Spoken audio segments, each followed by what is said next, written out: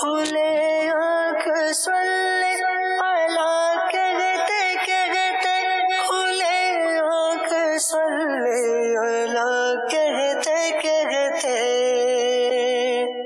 الحمدللہ رب العالمین، الصلاۃ والسلام علی سید الانبیاء والمرسلین، اما بعد فاعوذ باللہ من الشیطان الرجیم، بسم اللہ الرحمن الرحیم۔ الصلاۃ والسلام علیک یا رسول اللہ وعلی آلک واصحابک یا حبیب اللہ، الصلاۃ والسلام علیک یا نبی اللہ وعلی آلک واصحابک یا نور اللہ۔ نبی اکرم شفیع معظم صلی اللہ تعالی علیہ وآلہ وسلم ارشاد فرماتے ہیں کہ جو شخص مجھ پہ درود پاک پڑھنا بھول گیا وہ جنت کا راستہ بھول گیا۔ صلو علی الحبیب صلی اللہ تعالی علی محمد صلی اللہ علیہ وسلم، صلاۃ و سلام علیک یا سید یا رسول اللہ۔ آئیے سنیے تلاوت کلام پاک۔ اعوذ باللہ من الشیطان الرجیم، میں اللہ تعالیٰ کی پناہ میں آتا ہوں شیطان مردود سے۔ بسم اللہ الرحمن الرحیم، اللہ کے نام سے شروع جو نہایت مہربان رحم والا۔ لہم من جہنم مہاد ومن فوقہم غواش، انہیں آگ ہی بچھونا اور آگ ہی اوڑھنا، وکذالک نجزی الظالمین، اور ظالموں کو ہم ایسا ہی بدلہ دیتے ہیں۔ والذین آمنوا وعملوا الصالحات لا نکلف نفسا الا وسعها، اور وہ جو ایمان لائے اور طاقت بھر اچھے کام کیے، ہم کسی پر طاقت سے زیادہ بوجھ نہیں رکھتے۔ اولئک اصحاب الجنة هم فیہا خالدون، وہ جنت والے ہیں، انہیں اس میں ہمیشہ رہنا۔ ونزعنا ما في صدورهم من غل تجري من تحتهم الأنهار وقالوا الحمد لله الذي هدانا لهذا، اور ہم نے ان کے سینوں میں سے کینے کھینچ لیے، ان کے نیچے نہریں بہیں گی اور کہیں گے سب خوبیاں اللہ کو جس نے ہمیں اس کی راہ دکھائی۔ وما كنا لنهتدي لولا أن هدانا الله، اور ہم راہ نہ پاتے اگر اللہ نہ دکھاتا۔ لقد جاءت رسل ربنا بالحق بے شک ہمارے رب کے رسول حق لائے، ونودوا أن تلكم الجنة أورثتموها بما كنتم تعملون، اور ندا ہوئی کہ یہ جنت تمہیں میراث ملی صلہ تمہارے اعمال کا۔ ونادى أصحاب الجنة أصحاب النار أن قد وجدنا ما وعدنا ربنا حقا فهل وجدتم ما وعد ربكم حقا قالوا نعم، اور جنت والوں نے دوزخ والوں کو پکارا کہ ہمیں تو مل گیا جو سچا وعدہ ہم سے ہمارے رب نے کیا تھا، تو کیا تم نے بھی پایا جو تمہارے رب نے سچا وعدہ تمہیں دیا تھا؟ بولے ہاں۔ فأذن مؤذن بينهم اللعنة الله على الظالمين، اور بیچ میں منادی نے پکار دیا کہ اللہ کی لعنت ظالموں پر۔ الذين يصدون عن سبيل الله ويبغونها عوجا وهم بالآخرة كافرون، جو اللہ کی راہ سے روکتے ہیں اور اسے کجی چاہتے ہیں اور آخرت کا انکار رکھتے ہیں۔ صدق اللہ العظیم۔ اللہ کریم ہمیں نور ایمان سے منور فرمائے اور قرآن کریم پڑھنے اور اس کے احکامات پر عمل کرنے کی بھی سعادت نصیب فرمائے، آمین آمین بجاہ النبی الامین۔ آج کے ہمارے پروگرام کا عنوان ہے اعتماد کس پر۔ ہر ذی شعور اور ہر اہل ایمان کے دل کی آواز یہ ہوگی کہ اعتماد کیا جائے تو خالق اور مالک پر ہی کیا جائے۔ اعتماد علی الخلق یہ ایک باطنی بیماریوں میں سے ایک بیماری بھی ہے کہ مخلوق کے اوپر جو ہے وہ بس تکیہ لگائے رکھنا ہے۔ اس کی ڈیفینیشن کیا ہے یہ آگے مزید چل کے میں عرض کروں گا بہرحال، لیکن ابھی جو ہے وہ ابتداً یہ عرض کرتا چلوں، یعنی ابتدائی طور پر بنیادی طور پر ہر مسلمان کا ہی یہ ذہن ہے کہ توکل، بھروسہ، اعتماد یہ اللہ تعالیٰ پر ہی ہونا چاہیے۔ ایک بات یاد رکھیے کہ دنیا میں انسانوں کو اگر ہم ایک اعتبار سے تقسیم کریں تو دو طرح سے تقسیم کر سکتے ہیں، ایک ہیں چیٹر، ایک ہیں خیر خواہ۔ چیٹر یعنی دھوکہ دینے والے، خیر خواہ یعنی بھلائی چاہنے والے۔ تو بعض اوقات آدمی چیٹر پر اعتماد کر لیتا ہے، دھوکے باز پر اعتماد کر لیتا ہے اور پھر خسارہ اور گھاٹا اٹھاتا ہے، اور کبھی خیر خواہ پر اعتماد کر لیتا ہے لیکن پھر بھی پریشانی کا سامنا کرنا پڑتا ہے، خسارہ اٹھانا پڑتا ہے۔ ایک بات ہمیشہ یاد رکھیے کہ انسان بالآخر انسان ہے، اور جو کچھ انسان کے پاس ہے وہ تھوڑا ہی ہے، اور جو کچھ ہے وہ اس کے اپنے لیے ہی ہے۔ یہ بھی ایک بات یاد رکھنے کی ہے، عمومی رویہ یہی ہے۔ کبھی کبھار آدمی یہ چاہتا بھی ہے کہ میں دوسرے کے کام آؤں لیکن وہ کام نہیں آ پاتا، یہ بھی ہوتا ہے کہ اس کی وہ کیپیسٹی نہیں ہوتی، وہ کیپیبلٹی نہیں ہوتی، یا یوں سمجھ لیے کہ کوئی ایسی اتھارٹی اور اختیار نہیں ہوتا کہ سامنے والے کی جو ہے وہ بندہ کام آ سکے۔ تو مخلوق بہرحال کبھی اعتماد پہ پورا اترتی ہے، کبھی اعتماد پہ پورا نہیں اترتی، لیکن اگر یہی اعتماد خالق اور مالک پر کر لیا جائے تو ایک تو اس کے خزانوں میں کوئی کمی نہیں ہے، پھر اس کی عطا پر کوئی روک نہیں ہے، اور وہ اپنی چاہت پر قادر ہے۔ اس کی شان یہ ہے کہ وہ اپنی چاہت پر کیا ہے؟ قادر ہے، جو چاہے کرے، قادر مطلق ہے۔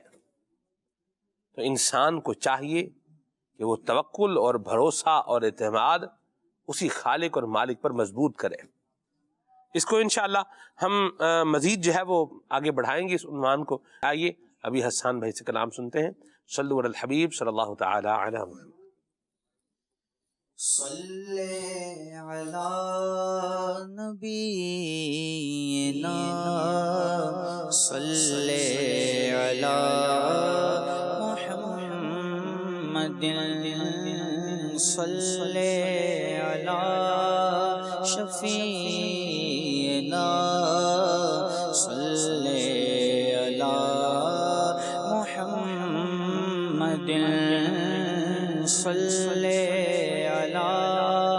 نبینا صلی علی محمد پڑھیے صلی علی شفیعنا صلی علی محمد۔ پھر کے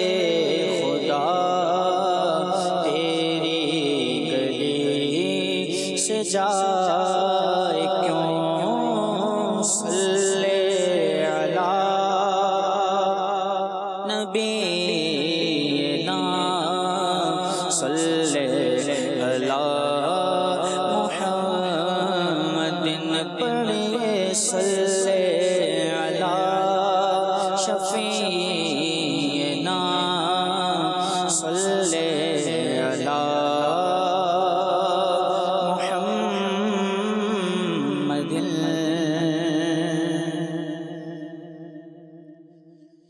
رخ دن ہے یا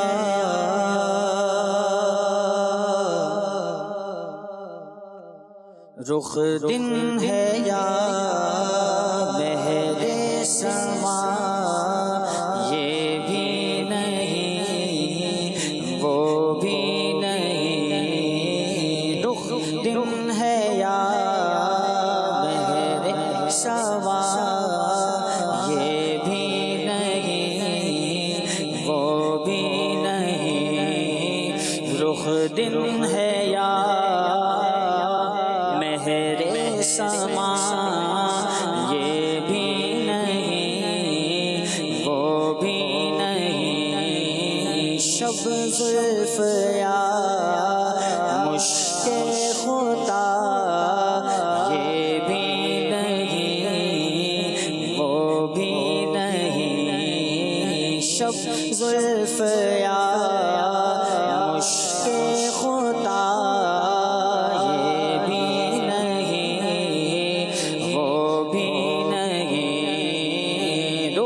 دن ہے یا بہر سما یہ بھی نہیں وہ بھی نہیں بلبل نے گل ان کو کہا عمری نے سر جاں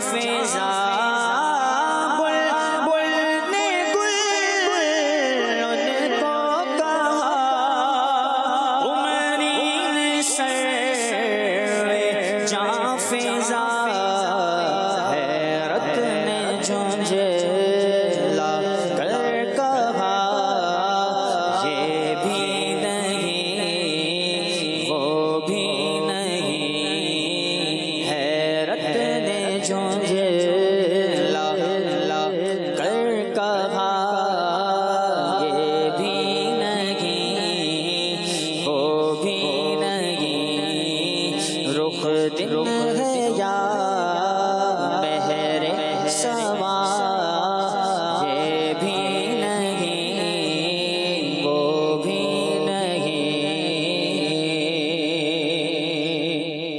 خورشید کی دھاک کس زور پر کیا بڑھ کے چمکا تھا قمر خورشید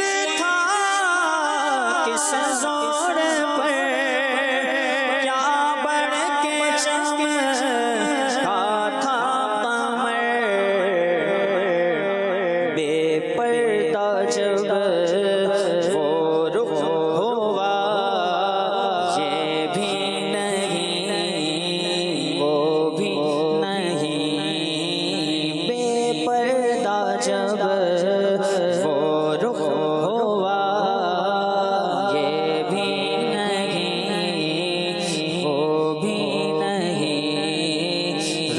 دن ہے یا بہر سما یہ بھی نہیں وہ بھی نہیں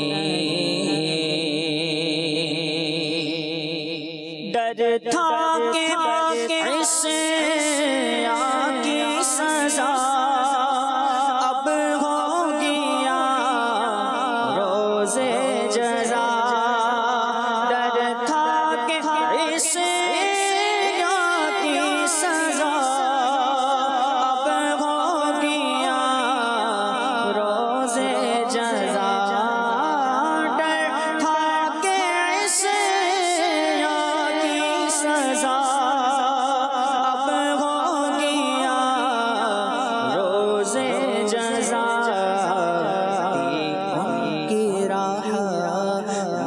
نے صدا دی ان کی رحمت نے سزا دی ان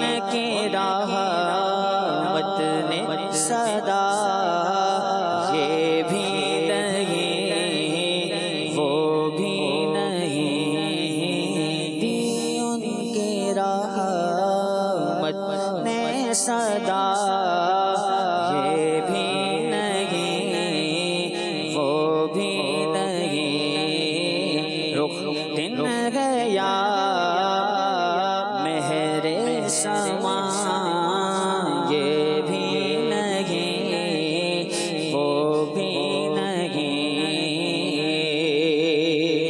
دن لہو میں ہونا تجھے شب صبح تک سونا تجھے، دن لغب میں ہونا تجھے شب صبح تک سونا تجھے، شرم نبی خوف خدا، شرم نبی خوف خدا یہ بھی نہیں وہ بھی نہیں، رخ دن ہے یا مہر سما یہ بھی نہیں وہ بھی نہیں، شب زلف یا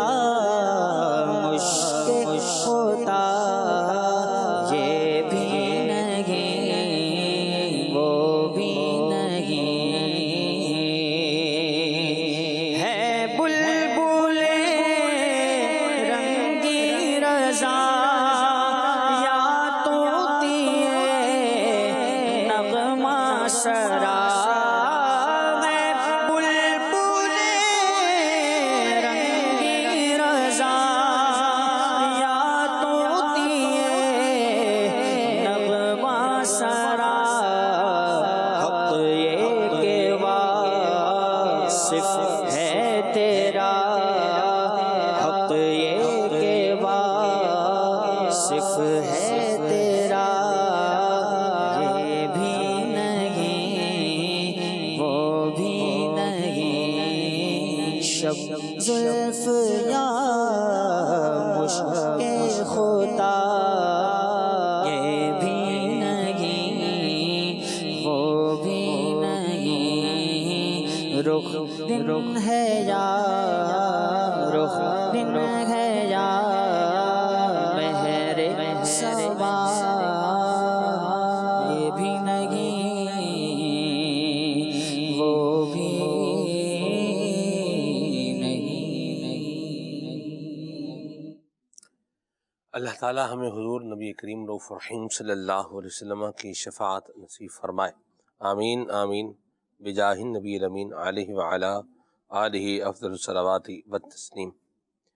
آج کے ہمارے پروگرام کا جو پرٹیکولر عنوان ہے یہ میں آپ کو بتا چکا ہوں، اعتماد کس پر، شاہ جی کس پر اعتماد کیا جائے، یہ بھی جیسے ایک ابتدائی بات ہے بھئی کیا لوگ جب کسی پر اعتماد کرتے ہیں تو جو ایک بنیادی بات ہے وہ یہ ہے کہ اس کو اچھا سمجھ کے ہی اعتماد کرتے ہیں، اس کو جس پر اعتماد کیا جاتا ہے اسے اچھا سمجھ کر ہی اعتماد کیا جاتا ہے، جس کے بارے میں پتا ہو کہ یار یہ چیٹر ہے، یہ فراڈ ہے، یہ دھوکے باز ہے، یا یہ بلیک میلر ہے، یا یہ مطلب الٹا آدمی ہے، تو اس پر اعتماد کرے گا کون، کیا کہیں گے آپ؟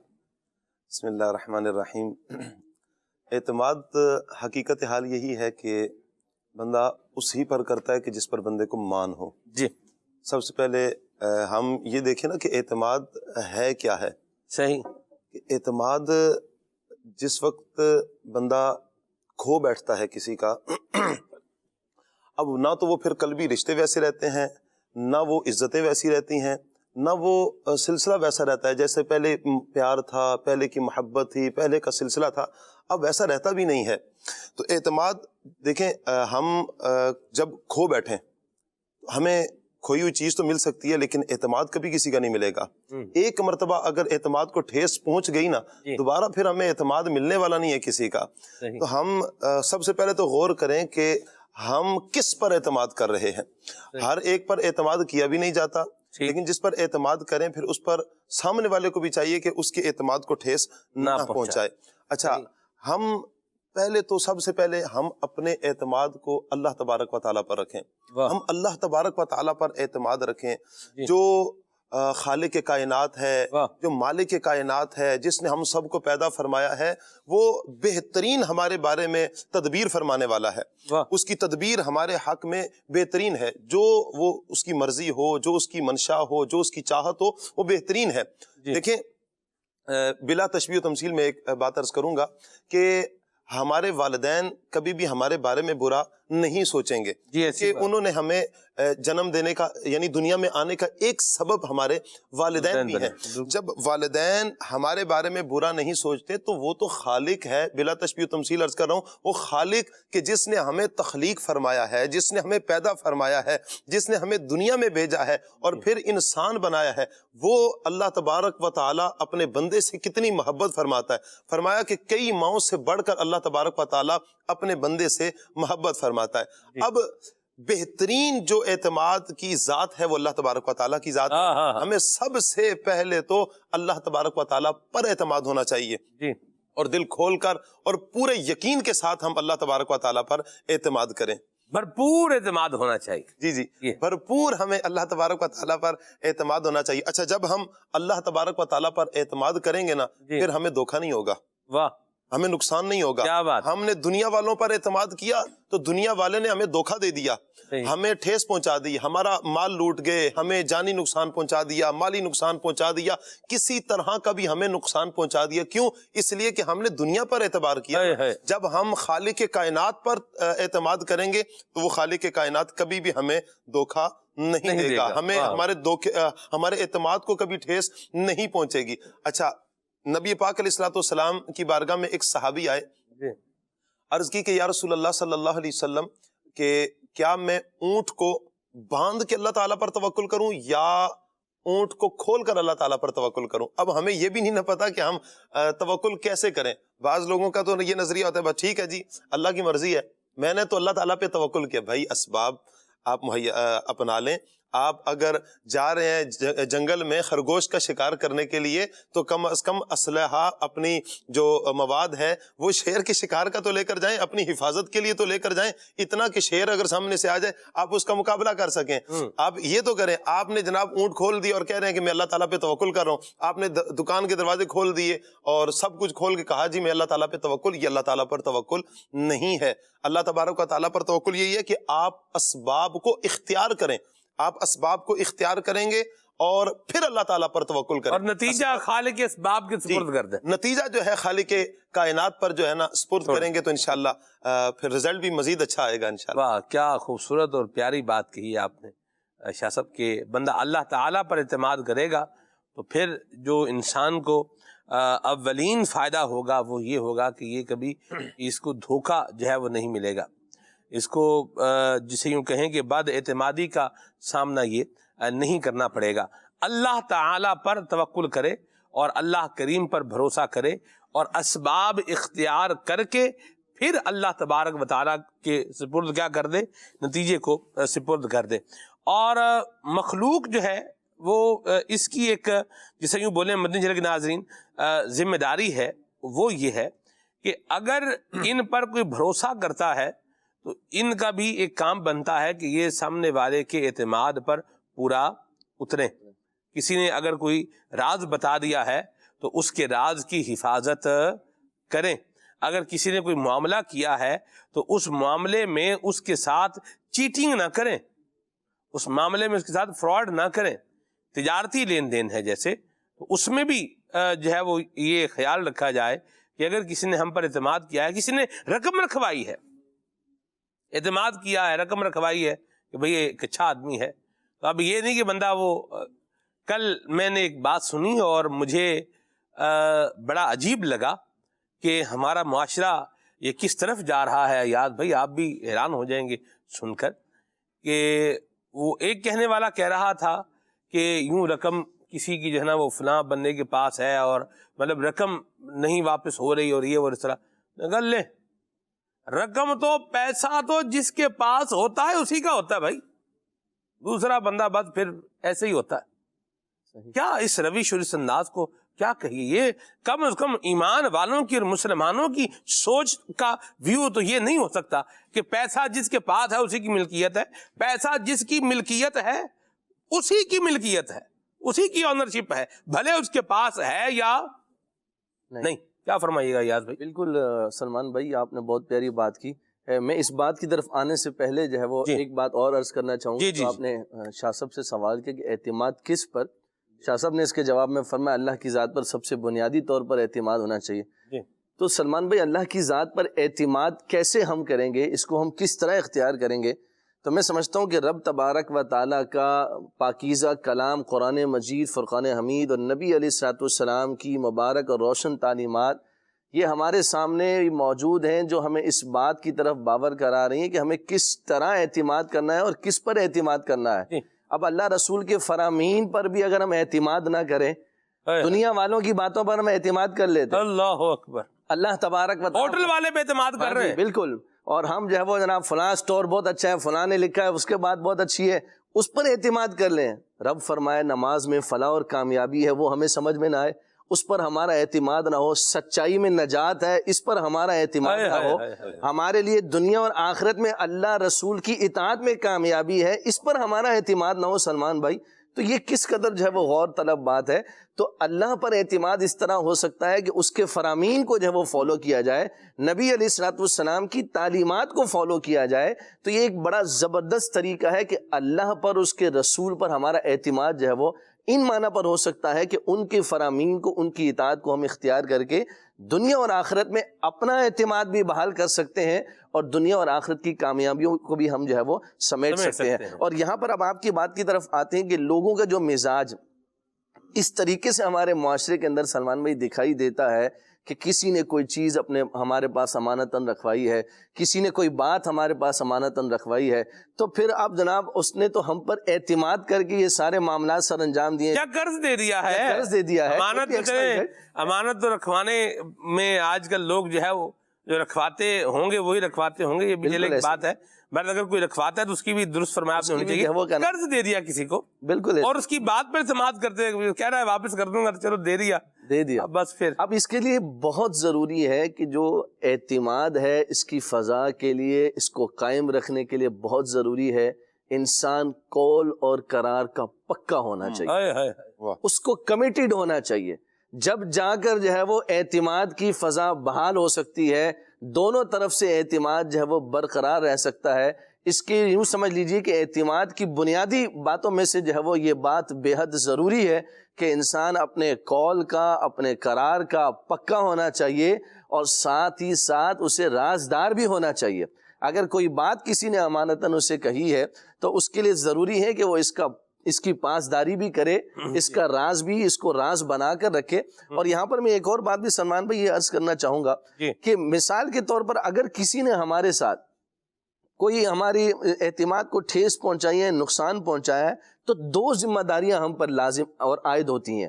ایک تو یہ ہے کہ ہم دوسرے کے اعتماد کو برقرار رکھیں، دوسرے نے اگر ہم پر اعتماد کیا ہے تو ہم اس کو باقی رکھیں، اس کو نقصان نہ پہنچائیں۔ اور ایک یہ ہے کہ ہم اپنی ذات کا اعتماد برقرار رکھیں، سامنے والا اگر ہمارے ساتھ کیسی ہی روش اختیار کرے، ہمیں اپنے اعتماد کو نقصان نہیں پہنچانا ہے، اپنی ذات کے حوالے سے اعتماد کے لیبل کو برقرار رکھنا ہے۔ یہاں پر میں مثال دینا چاہوں گا نبی کریم علیہ الصلوۃ والسلام کی ذات والا شان کو۔ کفار نے کس طریقے سے حضور علیہ الصلوۃ والسلام کے اعتماد کو نقصان پہنچایا، لیکن کیا حضور علیہ الصلوۃ والسلام نے جواباً ان کے اعتماد کو ٹھیس پہنچائی؟ نہیں، ان کا یہ کہنا تھا کہ یہ صادق اور امین ہے۔ نبی علیہ الصلوۃ والسلام نے اس اعتماد کو بحال رکھا۔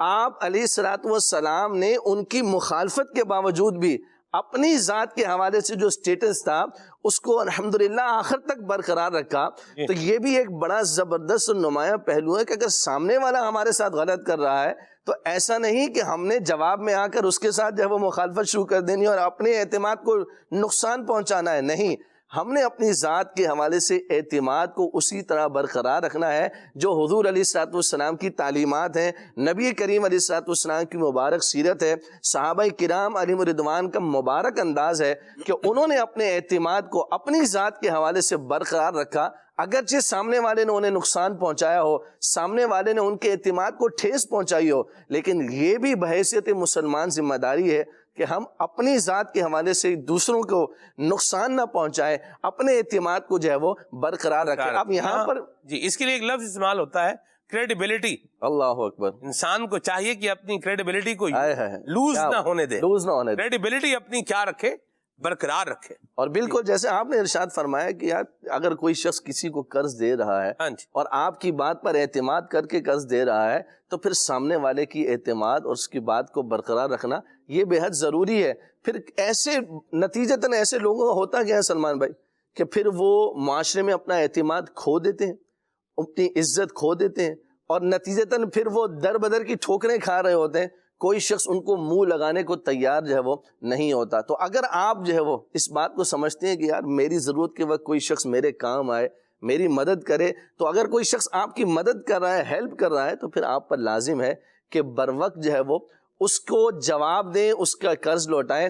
اور یہاں پر میں ایک بات یہ کرنا چاہوں گا، اگر قرض میں کوئی تاخیر ہے، کسی سبب سے آپ نہیں دے پا رہے، جی کم از کم ریپلائی اچھے انداز میں دیں، ہاں جی، اس کو غائب نہ ہو جائیں۔ اس کو جا کر صورتحال سے آگاہ کر دیں کہ بھائی میں مشکل میں ہوں اس وقت جو ہے میں آپ کا قرض نہیں ادا کر سکتا، مجھے تھوڑی سی مہلت دے دیں۔ آپ جناب چہ جائے کہ آپ جو ارشاد فرما رہے تھے کہ جناب وہ قرض والی بالکل صورتحال ہی بھلا دے یا پھر غائب ہی ہو جائے، فون ہی بند کر دے، فون اٹینڈ کرنا چھوڑ دے، اور جناب جہاں دیکھو اس سے غائب ہوتا نظر آئے، تو پھر یہ چیزیں وہ ہیں جو سامنے والے کے دل میں شکوک و شبہات پیدا کرتی ہیں، اور نتیجتاً انسان اس ایک کے عمل سے ساروں کے بارے میں ایسا رویہ اور گمان رکھنے کی طرف چلا جاتا ہے۔ پھر شاید جو صحیح معنی میں ایسا شخص ہو قرض لے کر لوٹا سکتا ہو، ایسے کو بھی دینے سے بندہ محروم ہو جاتا ہے۔ تو بہت خیال رکھنا ضروری ہے کہ ہماری وجہ سے سوسائٹی پر بھی جو ہے وہ ہمارے کردار کی وجہ سے فرق پڑ سکتا ہے، لوگ حقیقی معنوں میں دوسروں کو بھی جو ہے وہ اس نیکی سے محروم رکھ سکتے ہیں۔ تو اس لیے بہت خیال رکھنا چاہیے کہ ہمیں اگر قرض کسی نے دیا ہے یا کوئی بات ہم سے کہی ہے تو پھر اس کے اعتماد کو نقصان جو ہے وہ نہیں پہنچانا ہے، بلکہ اس کے اعتماد کو بحال رکھنا ہے، برقرار رکھنا ہے۔ بڑی پیاری گفتگو فرمائی۔ اور ویسے قرض کے حوالے سے مدنی چینل کے ناظرین عرض کروں کہ قرض آدمی اسی وقت لیتا ہے جب آؤٹ آف کیپیسٹی کوئی چیز ہوتی ہے، تو کیپیسٹی کے اندر ہے، جب تک انسان کا جو فائنینشیل دائرہ ہے اس کے اندر جب تک چیز چل رہی ہے تب تک تو قرض لینے کی ضرورت نہیں ہے۔ جب یہ اپنے ایکسپینس سے باہر جائے گا، اپنی کیپیسٹی سے، جو فائنینشیل کیپیسٹی ہے اس سے باہر جائے گا، تو پھر کیا کرے گا؟ قرض لے گا۔ اچھا، قرض لینا جائز ہے، اس پر کوئی دو رائے نہیں ہے۔ قرض لینا کیا ہے؟ جائز ہے، لیکن قرض مانگتے رہنا یہ کوئی پسندیدہ عمل نہیں ہے۔ لوگوں سے قرض مانگتے رہنا یہ کوئی زیادہ پسندیدہ عمل بہرحال یہ نہیں ہے۔ اس کی اسلام میں پذیرائی ہو کہ بڑی اچھی بات ہے، آپ لوگوں سے قرض لیتے رہیں، قرض مانگتے رہیں، تو اس کی پذیرائی نہیں۔ بہرحال قرض دینے کی پذیرائی ضرور ہے۔ قرض اگر دے رہا ہے تو اس کی پذیرائی ضرور ہے۔ حضرت امام اعظم رحمۃ اللہ تعالی علیہ کے بارے میں بھی یہ بات جو ہے وہ منقول ہے کہ آپ بھی جو آپ سے قرض لینے آتا تھا آپ اس کو قرض دے دیتے تھے۔ اور اعلیٰ حضرت امام علیہ سنت کے مبارک ایام چل رہے تو 1500 روپے قرض دیا امام علیہ سنت نے اس زمانے میں۔ یہ آپ دیکھیں 1 صدی پہلے، اس سے بھی زیادہ پہلے کی بات ہوگی۔ کتنا؟ 1500 روپے۔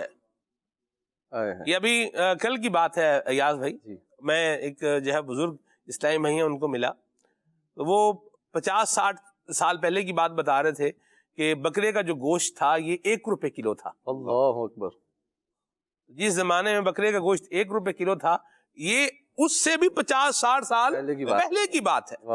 1500 روپے قرض دیے اور واپس آنے کی تو کوئی سبیل فرماتے نظر نہیں آتی، لیکن ایک چیز جو ہے وہ جو ڈھارس بندھاتی ہے وہ یہ ہے۔ امام علیہ سنت کی بات کا میں آپ کو مضمون سنا رہا ہوں، وہ یہ ہے کہ روزانہ صدقہ کرنے کا ثواب ملتا ہے۔ 1500 روپے صدقہ کرنے کا ثواب مل رہا ہے۔ تو قرض کسی نے اگر لیا بھی ہے اور واپس نہیں کیا تو سامنے والا جس نے قرض دیا ہوا ہے یہ اپنی جان گھلانے کی بجائے اس طرف توجہ کر لے کہ چلیں جتنے پیسے واپس نہیں مل رہے اتنا صدقہ کرنے کا، روزانہ صدقہ کرنے کا ثواب مل رہا ہے. تو یہ ایک ڈھارس بھی ہو جائے گی، ڈپریشن بھی جو ہے وہ نہیں آئے گا، اور بندہ قدرے کول ڈاؤن بھی رہے گا. اور جس نے قرض لے کر واپس جو نہیں کر رہا وہ یاد رکھے کہ یہ اگر 100 بھی رہا ہے نا تو بھی اس کے نامہ اعمال میں گناہ لکھا جا رہا ہے. اللہ اکبر، اللہ اکبر. جی ہاں، یہ ظلم ہے. پیسے لے کر واپس نہ کرنا یہ ظلم ہے. تو بہرحال میں جو بات یہ کر رہا تھا کہ بندہ اپنی کیپیسٹی سے باہر جب جائے گا تو پھر قرض لے گا.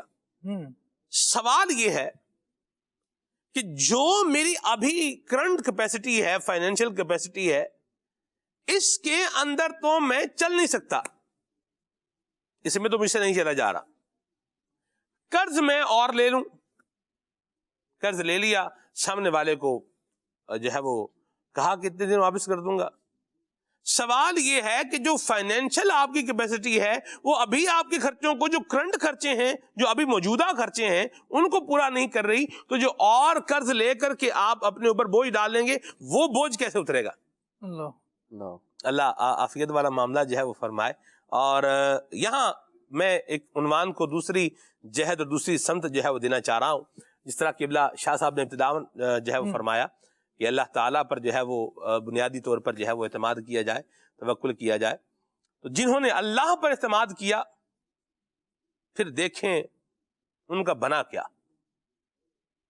جنہوں نے اللہ پر اعتماد کیا، توکل کیا، ان کا بنا کیا؟ جناب ابراہیم علیہ السلام. سبحان اللہ، کیا بات. سبحان اللہ. واہ.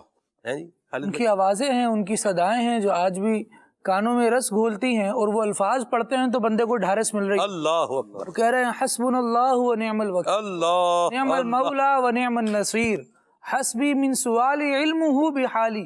یعنی اللہ تبارک و تعالیٰ کی مدد پر اور اس کی جانب سے ملنے والے انعامات پر ایسا کامل بھروسہ ہے کہ جب تک میرا رب چاہے گا تو مجھے چیزوں سے فائدہ پہنچائے گا، رب چاہے گا تو نقصان ہو جائے گا، وہ عطا فرمائے گا تو میری سوچ سے بڑھ کر عطا فرمائے گا. لوگ مجھے آگ میں ڈالیں گے لیکن اللہ بچانا چاہے گا تو وہی بات کہ فانوس بن کے جس کی حفاظت ہوا کرے، وہ شمع کیا بجھے جسے روشن خدا کرے. بے خطر کود پڑا آتش نمرود میں عشق. جو عقل ہوتی ہے نا وہ یہ عقل تھی محوے تماشائے لبے بام ابھی. عقل یہی سوچ رہی ہوتی ہے بیچاری کہ اس میں یہ فائدہ ہے، 2 روپے یہاں زیادہ ہیں، 3 روپے وہاں زیادہ ہیں، یہاں سے اتنے پیسے کا فائدہ ہو جائے گا، وہاں سے اتنے کا فائدہ ہو جائے گا. اور تعلیم، توکل ہمیں یہ سکھا رہی ہوتی ہے کہ اللہ کی راہ میں اس کو دے دو. کسی مسلمان کو ترجیح دو، اس کو عزت دیتے ہوئے اس کے لیے آسانی کر دو. جو اللہ تبارک و تعالیٰ تمہارا مالک و مولا ہے وہ تم پر دنیا اور آخرت میں آسانی فرمائے گا. یہ عشق ہے بندے کا خدا وحدہ لا شریک سے کہ وہ اس کی طرف جھکتا ہے، اس کی مانتا ہے اور اس کی مرضی پر اپنے آپ کو جھکاتا ہے. تو اللہ تبارک و تعالیٰ مشکل سے مشکل جگہوں پر بھی بندے کو آسان راستے عطا فرماتا ہے. یہ رب العالمین جل وعلا سے بندہ جب محبت کی طرف آتا ہے تو ملتا ہے. آپ واقعہ پڑھیں حضرت موسیٰ علیہ السلام کا کہ کیا دور ہے، اور آپ کی والدہ پریشان ہے کہ موسیٰ علیہ السلام کی جب ولادت ہوئی ہے تو بادشاہ جو اس وقت کا فرعون ہے وہ اس نے یہ کہہ رکھا ہے کہ کوئی بچہ جو لڑکا پیدا ہو اسے زندہ نہیں چھوڑنا. جہاں خبر پاتے ہیں اس کے درباری جا کے قتل کر دیتے ہیں بچوں کو.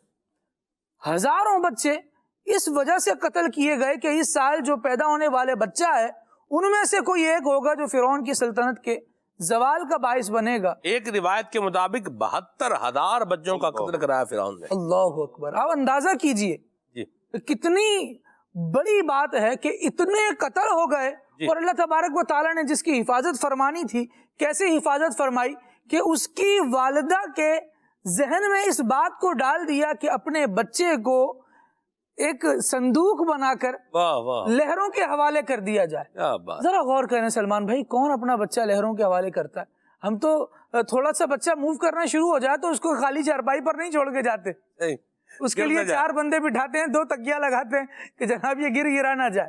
لیکن اللہ تبارک و تعالیٰ پر بھروسہ کیسا ہونا چاہیے ذرا دیکھیے کہ جب موسیٰ علیہ السلام کی والدہ نے اللہ تبارک و تعالیٰ کی ذات پر بھروسہ کرتے ہوئے اللہ تبارک و تعالیٰ کے عطا فرمائے ہوئے خیال پر موسیٰ علیہ السلام کو اس دریا کے حوالے کر دیا، وہی آسانی سے چلتا چلتا تک فَلْيُلْقِهِ الْيَمُّ بِالسَّاحِلِ يَأْخُذْهُ عَدُوٌّ لِّي وَعَدُوٌّ لَّهُ۔ اچھا بتایا بھی جا رہا ہے کہ اس کو دریا میں ڈال دیجئے، یہ ساحل تک پہنچ جائے گا اور اس کو وہ لے گا، يَأْخُذْهُ عَدُوٌّ لِّي وَعَدُوٌّ لَّهُ، جو میرا بھی دشمن ہے اس کا بھی دشمن ہے۔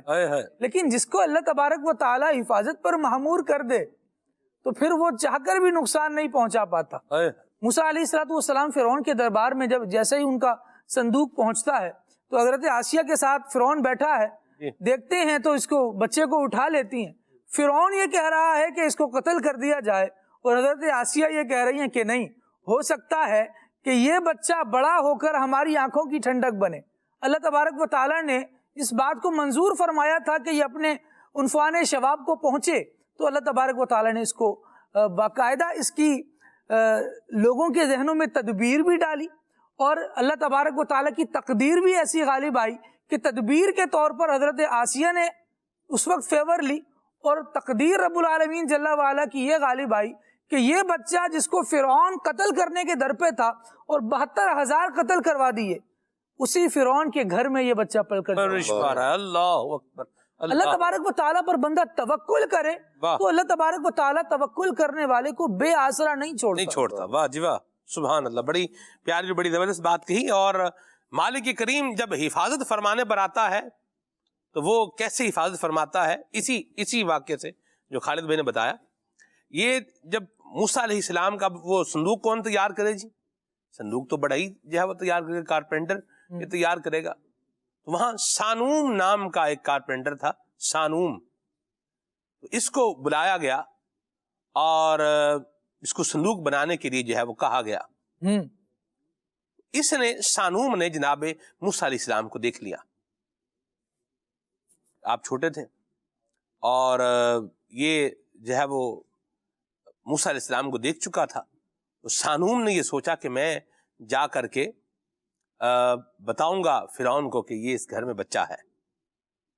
تو اس ارادے سے جو ہی سانوم جو ہے وہ پیچھے کی طرف مڑا ہٹا تو یہ زمین میں دھنس گیا۔ اللہ،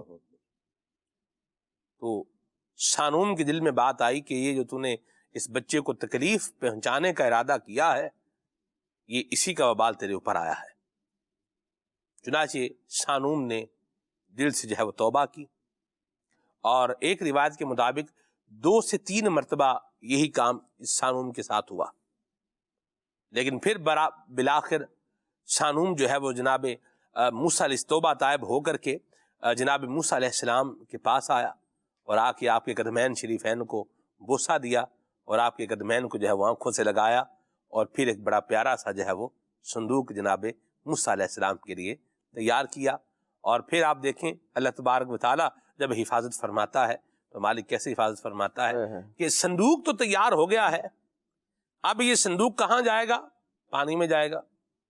لکڑی آپ جتنی بھی ساتھ ایک دوسرے کے ساتھ جوڑ دیں، لیکن اس میں کچھ نہ کچھ جو ہے وہ درزیں، کوئی سپیس، کوئی چھوٹا ورلا کھرلا وہ رہ جائے۔ پنجابی میں بولوں، گہری پنجابی میں ورلا کھرلا یعنی کوئی کونا کھدرا بھی کہتے ہیں، یا یوں کہہ لیں کہ کوئی دراڑ وغیرہ اس میں بہرحال کچھ نہ کچھ وہ رہ جاتی ہے کہ پانی آ سکتا ہے، تو اس کو پھر واٹر پروف بھی کرنا ہوتا ہے۔ تو موسیٰ علیہ السلام کی اس صندوق کو ڈامر لگا کر کے واٹر پروف بھی کیا گیا۔ اللہ اکبر۔ آپ دیکھیں یہ ساری چیزیں کون ذہن میں ڈال رہا ہے؟ اللہ کریم ڈال رہا ہے کہ اپنے کلیم نبی کی حفاظت فرما رہا ہے۔ کیا بات ہے۔ تو اللہ تعالیٰ پر جب اعتماد ہوتا ہے، توکل ہوتا ہے، بھروسہ ہوتا ہے، تو پھر یہ ہوتا ہے۔ عبدالحبیب بھائی کیا بتا رہے ہیں اس عنوان پر؟ آئیے ذرا یہ بھی سنتے ہیں۔ میرا ایک تجربہ ہے کہ جس کی عمر 40 سال ہو گئی ہے نا، اس کو زندگی میں ایک بار یہ ایکسپیرینس ضرور ہوا ہوگا کہ اس کو ایسا فیل ہوا ہوگا کہ یار یہ جو میرے ساتھ ہوا ہے نا، اب میں یہاں سے نہیں بچوں گا، یہاں سے نہیں نکلوں گا۔ یہ چاہے وہ بیماری ہے، چاہے وہ گھر میں کوئی پرابلم ہے، کوئی ڈسپیوٹ ہے، کوئی قرضہ ہے، کوئی کاروباری پرابلم ہے، ایسا لگا کہ یار یہ لاک لگ گئی لائف، اب ختم، اب نہیں نکلوں گا۔ اب سوچتے تو حیران رہتے وہ نکلا میں کیسے تھا، اس وقت جو سوچتی ہے. اچھا وہاں دو ڈائیورژنز ہیں. جب آپ کے سامنے لاک لگانا، عقل مند ہوشیار اور اگر اس کا دین سے کچھ تعلق ہے نا، وہ رب پر بھروسہ کرتا ہے، ہمت نہیں ہارتا، اللہ اسے نکال دیتا. اور قرآن میں وعدہ ہے نا، جو اللہ سے ڈرے اللہ اس کے لیے نجات کا راستہ نکالے گا اور وہاں سے روزی دے گا جہاں تمہارا گمان بھی نہیں ہوگا. اور ایسا ہی ہوتا ہے کہ سمجھ نہیں آیا تھا کہ یار کیلکولیشن تو یہ بتاتی تھی مہینے کے اتنے کماتا ہوں، قرضہ اتنا بڑا ہے، تھوڑے تھوڑے بھی دوں گا تو زندگی بھر نہیں دے سکوں گا، نکلوں گا کیسے؟ مگر اللہ نے ایسا نکالا، ایسے دن پھرے کہ سمجھ نہیں آیا. تو یہ کیسے ہوا تھا؟ یہ وہی قرآن کی آیت کا وعدہ ہے کہ اللہ تمہیں تمہارے لیے نجات کا راستہ نکالے گا. اچھا اسی سٹیج پر کچھ لوگ غلطی کیا کر جاتے ہیں، وہ ڈپریشن کا شکار ہوتے ہیں اور بعد اوقات خودکشی کی طرف چلے جاتے ہیں. وہ اپنے دماغ سے کیلکولیشن کرتے ہیں کہ میں نہیں نکل سکوں گا. کیسے نکلوں گا بھائی؟ چونٹی کے سامنے سیب پڑا ہے، وہ کہتے ہیں کچھ بھی کر لوں نہیں ہٹا سکتے. لیکن وہ چونٹی سوچ رہی ہے نا. ہم اپنی اوقات اور اپنی عقل سے سوچ رہے ہیں کہ اٹس اے بگ پرابلم، یہ سالو نہیں ہو سکتا. بندہ خودکشی کی طرف چلا جاتا ہے، ڈپریشن کی طرف چلا جاتا ہے. لیکن اگر وہ رب کو خالق کے کل مانتا ہے، اسے رب ہی سے مانگنا ہے. وہ رب جب دریائے نیل میں حضرت موسیٰ اور ان کے ساتھیوں کے لیے راستے بنا سکتا ہے تو میرے لیے بھی جناب بڑے بڑے راستے نکلیں گے. اللہ پر بھروسہ رکھیں، اللہ سے محبت کریں، ضرور راستہ نکلے. مدینہ، واہ جی واہ، ماشاء اللہ. چلیں جی، عبدالحبیب بھائی کے مدنی پھول بھی جو ہے وہ سنے ہیں. تو اللہ کریم پر توکل اور اعتماد کی ابھی تک جو ہے وہ بات ہو رہی ہے، اور یہ ہی مین اور جسے بولیں کہ ایک انیشیل اور بنیادی بات ہے، اور اس کو انہانس کرنے کی ضرورت ہے.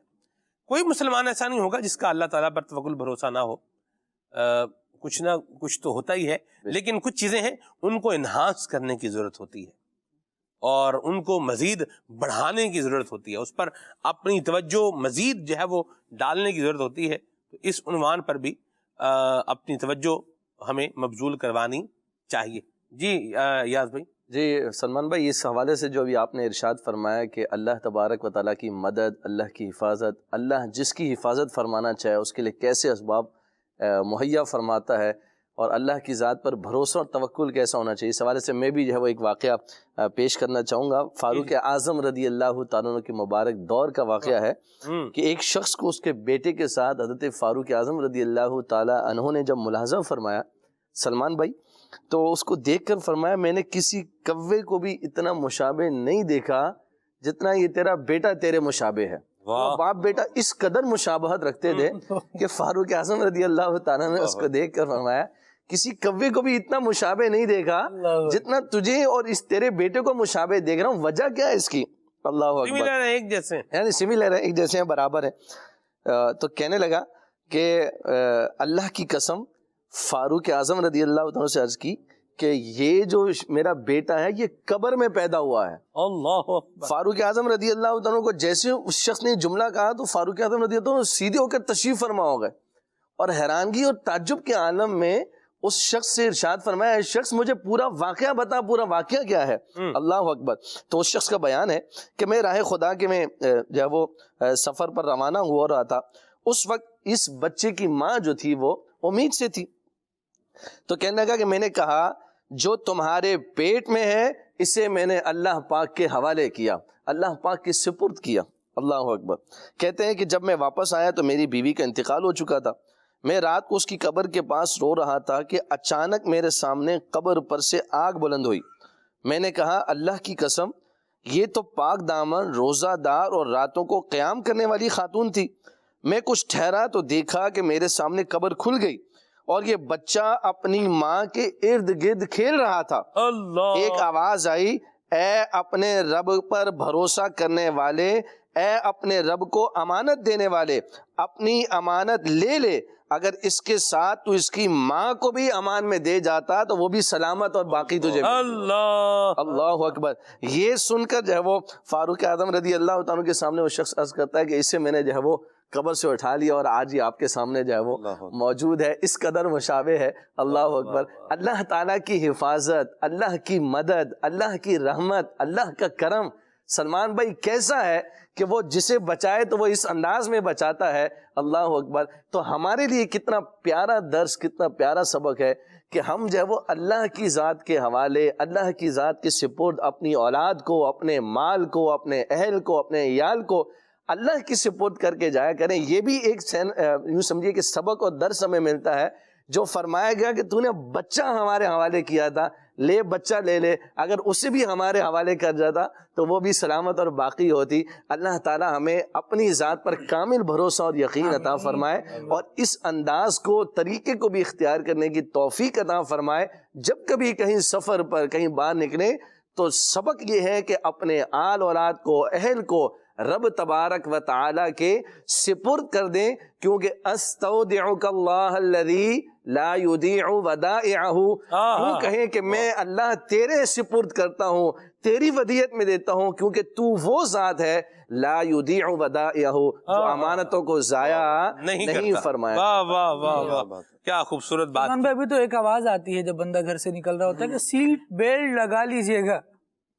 سیٹ بیلٹ لگانے کی بھی ایک اچھی آواز ہے کہ آپ سیفٹی پریکاشنز کی طرف لا رہے ہیں، لیکن ساتھ ساتھ یہ تو پہلے ہم دیکھتے ہیں، جب یوں سمجھے کہ ہماری امی الحمدللہ حیات ہیں، اللہ سلامت رکھے ان کا سایہ، ابو بھی حیات الحمدللہ، اللہ برکت دے، دعاؤں سے دعائیں دے کر بھیجتے ہیں، فی امان اللہ، میرے ابو کی عادت ہے وہ کہہ کر بھیجتے ہیں، اور بزرگوں کا یہ طریقہ رہا ہے، اللہ کی امان میں، جاؤ بیٹا سپرد خدا، جاؤ بیٹا اللہ کی امان میں، وہ یہ الفاظ کہہ کر بھیجتے تھے۔ اب جو جنریشن یوں سمجھے کہ نئے والدین ہیں، اب ان کو بھی یہ سبق سیکھنے کی ضرورت ہے کہ وہ اپنے بچوں کو اللہ کے امان میں دیں، یہ لفظ کہیں۔ ان لفظوں کی تاثیر اتنی پیاری ہوتی ہے کہ بندہ جا بجا اس کو محسوس کر رہا ہوتا ہے۔ کبھی دیکھیں نا کہ ٹریفک ایکسیڈنٹ ہو گیا اور میں بچ گیا، یا ہو جاتا لیکن میں بچ گیا، پھر فوراً وہ بات ذہن میں آتی ہے، یار وہ امان میں دیے تھے نا اللہ تبارک و تعالیٰ کی، وہ لفظ کہے تھے اور یہ معاملہ بچ گیا۔ آپ مجھے بتائیے کہ اس کے بعد بندے کے ذہن پر جو خیال ابھر کر آتا ہے، کیا وہ یہ نہیں ہے کہ میرے رب کے امان نے مجھے بچا لیا، میرے رب کی رحمت نے مجھے بچا لیا؟ تو یہ وہ الفاظ ہوتے ہیں جو ہمارے بچوں کی تربیت کا بھی حصہ بن رہے ہوتے ہیں، اور ان میں اللہ تبارک و تعالیٰ سے محبت کو اور پروان چڑھاتے ہیں اور پختہ کرتے ہیں۔ مرحبا، ماشاءاللہ۔ مدنی چینل کے ناظرین، یہاں ایک اور بھی بات غور طلب ہے۔ اگر کہیں بڑے پڑھے لکھے، بڑے انٹلیکچوئل اور بڑے سمجھدار اور بڑے ویل ایجوکیٹڈ، جو بھی ٹیگ لگانا ہے لگا لیں، کلی اختیار ہے، ٹھیک ہے جی، کہیں ایک کمرے میں بیٹھے ہوں اور ایک انجینئر بھاگتا بھاگتا آئے، کنسٹرکشن انجینئر، اور وہ یہ بولے کہ بلڈنگ گرنے والی ہے، یہ بلڈنگ گرنے والی ہے، وہ سارے کیا کریں گے؟ کوئی دلیل نہیں پوچھے گا اس سے، کوئی اس سے کچھ اور نہیں پوچھے گا، بلکہ سب کیا ہے، بھاگ نکلیں گے۔ کیوں؟ اس لیے کہ کنسٹرکشن انجینئر ہے، پہلے نمبر پر تو کیا ہے، کنسٹرکشن انجینئر ہے، یہ کنسٹرکشن کیسے کرنی ہے یہ بخوبی جانتا ہے، اور یہ جب بتا رہا ہے کہ بلڈنگ گرنے والی ہے، سو اٹس مین کہ بس یہ کیا ہے، گرنے والی ہے۔ کنسٹرکشن انجینئر کی بات پر اعتماد کر کے بغیر سوچے سمجھے اگر کمرے سے اٹھ کے سارے یہ بھاگ سکتے ہیں، سب ہر کوئی بھاگ سکتا ہے وہاں سے نکلنے کے لیے، خالق کائنات کی بات پر بغیر سوچے سمجھے عمل کیوں نہیں کر سکتا؟ ہے نا، ہر بات کی دلیل ہو، لاجک ہو اور سمجھ میں آئے تو بندہ جو ہے وہ آگے قدم بڑھائے۔ انسان کا جسم ہے نا، جسم، اس میں بھی ایک ہوتا ہے اضطراری عمل، یوں سمجھ لیں بغیر سوچے سمجھے، جیسے کہ میرے پاس یہ گلاس ہے نا رکھا ہوا، اس میں مشروب ہے، ٹھیک ہے، مجھے اگر یہ پینا ہے تو میں کیا کروں گا، ہاتھ بڑھاؤں گا، ہاتھ بڑھا کے اس کو اپنے منہ تک لاؤں گا، پھر ایک سپ بسم اللہ پڑھ کر ایک سپ بھروں گا، اور یہ ہو گیا۔ یہ تو تھا سارا انٹینشنلی ہو رہا تھا، لیکن اگر یہی میرا ہاتھ اگر کسی سخت گرم چیز پہ لگ جائے تو فوراً کیا ہوتا ہے، پیچھے ہٹتا، بندہ ہٹاتا ہے اس کو۔ تو اپنے آپ کو گرم چیز سے بچانے کے لیے بغیر سوچے سمجھے اگر ہاتھ پیچھے ہٹایا جا سکتا ہے تو بندہ پہلے تو اور چیزیں آگے، ہاتھ پیچھے کتنا جلے گا، کتنا نقصان ہوگا، کتنا کیا ہوگا، کوئی فائدہ بھی ہو سکتا ہے کہ نہیں، اس پر بھی بندہ غور کر لے، کوئی ریکارڈ بن سکتا، کوئی ریکارڈ ہی بن جائے کچھ اور، مطلب اس طرح کی چیزیں نہیں، فوراً ہاتھ پیچھے۔ جب اپنے ہاتھ کو جلانے سے بچانے کے لیے بغیر سوچے سمجھے ہاتھ پیچھے کیا جا سکتا ہے، اللہ اور اس کے رسول کے احکامات پر بغیر سوچے سمجھے عمل کیوں نہیں ہو سکتا؟ کیا بات ہو سکتا ہے جب بندہ کیا ہو کرنے کی طرف آ جائے۔ کیا بات۔ ڈاکٹر کی شاہ صاحب کی بلا نے مثال لی، ڈاکٹر کے کہنے پہ حلال چیز چھوڑ دی، بڑا گوشت چھوڑ دیا، کیوں؟ یورک ایسڈ بڑھ جائے گا۔ کیوں؟ ممکن ہے کہ بندہ کھائے اور یورک ایسڈ نہ بڑھے، یہ بھی ہے، بعض لوگ ہوتے ہیں ان کو کچھ چیزیں ہوتی ہیں وہ نقصان کرتی ہیں، کچھ کو وہ نہیں کرتی۔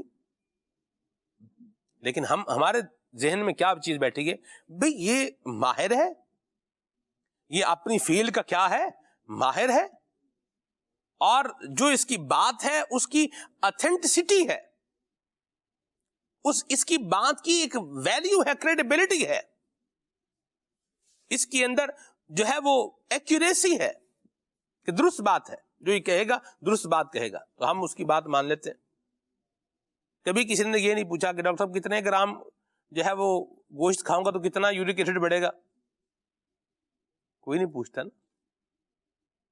کیا کر دیا، ڈاکٹر کے کہنے پہ چھوڑ دیا۔ اچھا وہ ڈاکٹر بعد کا کچھ پرہیز ساتھ میں ایسے ہی بتا دے نا، فالتو میں بھی بتا دے تو بھی مان لیں گے اس کو، تو بھی اس سے اپنے آپ کو بچائیں گے۔ جی ہاں، اور مجھے جو ایک تجربہ ہو گزرا ہے وہ یہ ہے، ایاز بھائی، قبلہ شاہ صاحب، خالد بھائی، حسان بھائی، کہ مجھے کئی لوگ ایسے ملے ہیں جنہوں نے کہا کہ ہمیں ڈاکٹر وہ دوائیاں لکھ کر دیتے رہے اور ہم وہ دوائیاں کھاتے رہے جو ہمارے مرض کی دوائیاں تھی نہیں، اللہ، ہماری بیماری کی وہ میڈیسن تھی ہی نہیں، ہمیں وہ بیماری تھی ہی نہیں جس کی ہم کیا کرتے رہے، دوائی کھاتے رہے۔ کیوں کھاتے رہے؟ کیونکہ دینے والا دیکھ رہے تھے، دے کون رہا ہے، ایک ماہر ہے، ماہر ڈاکٹر ہے، یہ دے رہا ہے تو اس کی بات پر اعتماد کر کے اس کو جو ہے وہ لے لیا۔ ماہر ڈاکٹر کی بات پر اعتماد کرتے ہوئے irrelevant چیز بھی جو ہے وہ یوز کر لی، جو یوزفل نہیں تھی وہ بھی یوز کر لی،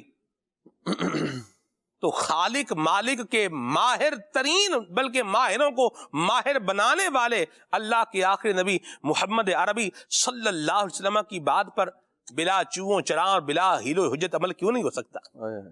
حالانکہ رب کا جبکہ خود فرمان ہے، جی یرید اللہ بکم اليسر ولا یرید بکم العسر، جی اللہ تبارک و تعالیٰ تمہارے لیے آسانی چاہتا ہے، جی تمہارے لیے تنگی نہیں چاہتا، تمہیں مشقت میں نہیں ڈالنا چاہتا۔ جی، تو اللہ تبارک و تعالیٰ کی اس بات کی طرف ہی آگے آئیں کہ میرا مالک و مولا مجھے فائدہ پہنچاتا ہے، میری بھلائی چاہتا ہے، جی، اور مجھ پر احسان فرمانے والا ہے، جی، جو اتنا پیار کرنے والا ہے اور ہر چیز کا مالک ہے۔ عیب یعنی ضرر کون سی چیز پہنچائے گی یہ بھی اللہ تبارک و تعالیٰ کے اختیار سے، اور کون سی چیز فائدہ پہنچائے گی اس میں تاثیر رکھنے والا بھی اللہ تبارک و تعالیٰ، جی، اور اس نے وہی چیزیں استعمال کرنے کا یا اختیار کرنے کا ارشاد فرمایا جو فائدہ دینے والی ہیں۔ لیکن اس کے باوجود بھی یار سوچ لو کہیں کچھ ہو نہ جائے، پھر بھی چار بندوں سے، بھائی اللہ نے یہ فرمایا ہے، چار بندوں سے کیا پوچھے گا بندہ؟ واضح شرعی حکم ہے، اللہ کریم نے یہ ارشاد فرمایا، قرآن کی آیت ہے، پھر بھی بندہ اس پر بولے کہ نہیں، اس پہ غور کر لینا چاہیے، پہلے تحقیق دیکھ لینی چاہیے، ریسرچ دیکھ لینی چاہیے۔ کس کے مقابلے میں ریسرچ کر رہے ہیں؟ اللہ کے حکم کے مقابلے میں، معاذ اللہ، الیاذ باللہ۔ میں یہاں ایک آخری بات اس عنوان پہ کہہ کر موضوع جو ہے وہ کنکلوڈ کر رہا ہوں۔ آپ دیکھیے، دنیا کے ماہروں کی بات مان کر آپ نے گھاٹا یا نقصان کبھی نہ کبھی اٹھایا ہوگا، ہاں جی، یا ہو سکتا ہے کہ اٹھا لیں، لیکن جو اللہ اور اس کے رسول کی بات مانے گا یہ 100% گارنٹیڈ ہے کہ اس میں نہ کوئی نقصان ہوگا، نہ کوئی پرابلم ہے، نہ کوئی پریشانی ہے، نہ کوئی مصیبت ہے، بلکہ کامیابی ہی کامیابی ہے۔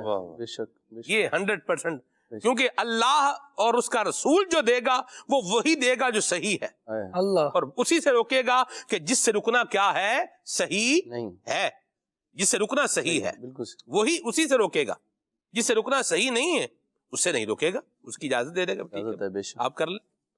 اللہ پاک ہمیں عمل کرنے کی سعادت نصیب فرمائے۔ گفتگو کے پیرائے، انداز، طریقے یہ بہت سے ہو سکتے ہیں، بہرحال وہ ہے عشق دے چلے ہی نمبر لے گئے عقل منداں ہیں میں عمراں گالیاں. بے شک یہاں پر سلمان بھائی میں بات کرنا چاہوں گا امام اہل سنت رضی اللہ تعالیٰ عنہ کی، جو آپ نے ارشاد فرمایا کہ اللہ کی ذات پر، اللہ کے حبیب علیہ الصلوۃ والسلام پر ایک مسلمان کا کیسا کامل یقین ہونا چاہیے. یعنی جو آپ نے بہت خوبصورت انداز میں جو ہے وہ مثالیں دے کر سمجھانے کی کوشش کی کہ ہم دنیا والوں پر آنکھیں بند کر کے اندھا اعتماد کرتے ہیں، تو کون سی اندھا اعتماد کر کے ذلیل ہو رہے ہیں، بھی ہو جاتے ہیں، نقصان بھی اٹھاتے ہیں بس اوقات. لیکن وہ کون سی بارگاہ ہے کہ جہاں پر آپ جو ہے وہ اگر اندر اعتماد کرتے ہیں تو رب تبارک و تعالیٰ آپ کے اعتماد کو کیسی جلا بخشتا ہے. امام اہل سنت رضی اللہ تعالیٰ عنہ کا مجھے واقعہ یاد آ رہا ہے کہ آپ جب حج بیت اللہ سے جو ہے وہ واپسی تشریف لا رہے تھے، والدہ ماجدہ بھی ساتھ تھیں، تو اس وقت جو ہے وہ آپ کو معلوم ہے کہ سلمان بھائی یہ جو ہے وہ بحری جہازوں کے ذریعے سفر کا معاملہ جو ہے وہ ہوا کرتا تھا. تو جب ایک موقع ایسا آیا کہ جہاز میں طوفان جیسا سما جب وہ سمندر کے اندر جب ہوا تو جہاز جب وہ ڈولنے لگا، تو سلمان بھائی کیفیت یہ تھی کہ جہاز پورے کے اندر جو ہے وہ لوگوں میں اضطراب کی کیفیت تھی. لیکن ایک ہستی ایسی تھی جو مطمئن تھی، جو تسلی کے ساتھ اپنی جگہ پر موجود تھی، وہ ذات امام اہل سنت اعلی حضرت رضی اللہ تعالیٰ عنہ کی. تو سارے بحری جہاز میں اضطراب پایا جا رہا ہے، لوگوں نے کفن باندھ لی، لوگوں نے جو ہے وہ بس کچھ واویلے میں لگے ہوئے ہیں، کچھ جو وہ کیا نام ہے اپنے ایک وہ جو کیفیت ہوتی ہے لوگوں کی. تو والدین اللہ ویسے سمندری طوفان سے بچائے، اللہ اکبر، حالت باقی بندے کی وہ ظاہر ایسی ہوتی ہے کہ وہ بندے کو وہ واقعی یاد آ جائے سب کچھ، بندے کو ایسی کیفیت ہوتی. تو جب دیکھا کہ سب لوگوں کے اندر اضطراب ہے، لیکن امام اہل سنت رضی اللہ تعالیٰ ایک واحد ہستی ہیں جو بڑی تسلی کے ساتھ اطمینان کے ساتھ اپنی جگہ پر تشریف فرما ہے، تو والدہ ماجدہ نے جو ہے وہ جب امام اہل سنت صرف تشریف فرما ہے بلکہ مزے سے تشریف فرما ہے، وہ لکھ رہے ہیں ان کی مہک نے دل کے کنچے کھلا دیے ہیں، اس راہ چل دیے ہیں کوچے بسا دیے ہیں، آنے دو یا ڈبو دو اب تو تمہاری جانب کشتی تمہیں پہ چھوڑی لنگر اٹھا دیے. کیا بات ہے. اب والدہ ماجدہ سے ارشاد فرماتے ہیں، والدہ ماجدہ نے سب اتنے اضطراب میں، آپ ایک اطمینان سے بیٹھے، کیا بات. تو والدہ ماجدہ سے ارشاد فرماتے ہیں کہ امی جان جہاز غرق نہیں ہوگا انشاءاللہ عز و جل. فرمایا کہ جب میں جہاز میں سوار ہوا تھا، جہاز پر جب سوار ہوا جائے اور سوار ہونے کی دعا پڑھ لی جائے تو میرے مصطفیٰ کریم علیہ الصلوۃ والسلام کا فرمان علی شان ہے کہ وہ سواری، وہ جہاز غرق ہونے سے محفوظ رہے گا. بحمدہ تعالیٰ میں نے جہاز میں سوار ہوتے وقت اس کی میں سوار ہونے کی دعا پڑھ لی ہے. میرا ایمان اور یقین حضور کے فرمان پر ایسا ہے کہ انشاءاللہ عز و جل حضور کی اس حدیث پر عمل کی برکت سے انشاءاللہ جہاز غرق نہیں ہوگا. خدا کی قسم یہ جہاز اللہ اکبر، ایسے الفاظ کے ساتھ فرمایا، ایسا یقین کام ہے. تو اس کا پھر ثمرہ اور نتیجہ کیسا آیا کہ سلمان بھائی کچھ ہی دیر کے بعد جو طوفان کی کیفیت تھی وہ ساری کی ساری زائل ہو گئی، اور بحمدہ تعالی جہاز تمام مسافروں کے ساتھ اپنی منزل پر جو ہے وہ پہنچ گیا. اللہ تبارک و تعالیٰ کی ذات پر ایسا کامل یقین، ایسا اللہ کرے کہ امام اہل سنت رضی اللہ تعالیٰ کے صدقے میں ہمیں نصیب ہو جائے تو انشاءاللہ الرحمن جو ہے وہ اس کی برکتیں، اس کی ثمرات جو ہے وہ کیا نصیب ہوں گے. اور میں یہاں پر جو ہے وہ ایک چیز اور بھی ذکر کرنا چاہوں گا سلمان بھائی. ایک وظیفہ بھی حدیث پاک کے اندر جو ہے وہ ذکر فرمایا گیا ہے بحمدہ تعالیٰ. اس کو بہت آزمایا سلمان بھائی، میں سمجھتا ہوں کہ شاید ہو سکتا ہے ممکن ہے آپ نے بھی اس کو جو ہے وہ کبھی آزمایا ہو. حدیث پاک کے اندر ارشاد فرمایا گیا کہ جو کسی مصیبت زدہ کو دیکھ کر الحمدللہ الذی عافانی مما ابتلاک بہ وفضلنی علی کثیر ممن خلق تفضیلا، جو یہ الفاظ جو وہ پڑھ لے تو اللہ تبارک و تعالیٰ اس سے جو ہے وہ محفوظ فرمائے گا. اور الحمدللہ بہت بار کیا بولتے ایسا موقع ملا ہے سلمان بھائی کہ اس دعا کو پڑھنے کا موقع ملا ہے، اور موقع ملنے کے ساتھ ساتھ دل میں یہ یقین اور مضبوط ہے کہ انشاءاللہ عز و جل اللہ کی رحمت سے، اللہ کے فضل سے، اس کے کرم سے انشاءاللہ عز و جل ان بلاؤں اور آفتوں سے اللہ اپنی رحمت سے جو ہے وہ نجات عطا فرمائے گا. اور یہ امام اہل سنت کا صدقہ ہے کہ آپ نے جو ہے وہ یہ ارشاد فرمایا. وہ جو ایک موقع پر مرض کی کیفیت لاحق ہوئی تو طبیب جو ہے وہ آپ کے بارے میں وہ مرض، طاعون کا مرض جو ہے وہ ڈکلیئر کر رہا تھا. آپ بول نہیں سکتے تھے منہ سے، لیکن اشارے سے آپ جو ہے وہ منع فرماتے رہے، اور پھر جب آپ کا جو ہے وہ طبیعت بحال ہوئی تو آپ نے ارشاد فرمایا ہو ہی نہیں سکتا کہ مجھے طاعون کا مرض جو ہے وہ ہو سکے، اس لیے کہ میں نے طاعون میں مبتلا شخص کو دیکھ کر حضور کا یہ فرمان پڑھ لیا تھا، مجھے اپنے نبی کے فرمان پر یقین ہے، اس فرمان کی بدولت انشاءاللہ اور کسی مرض میں مبتلا ہو سکتا ہوں، لیکن طاعون کے مرض میں کبھی مبتلا جو ہے وہ نہیں ہو سکتا۔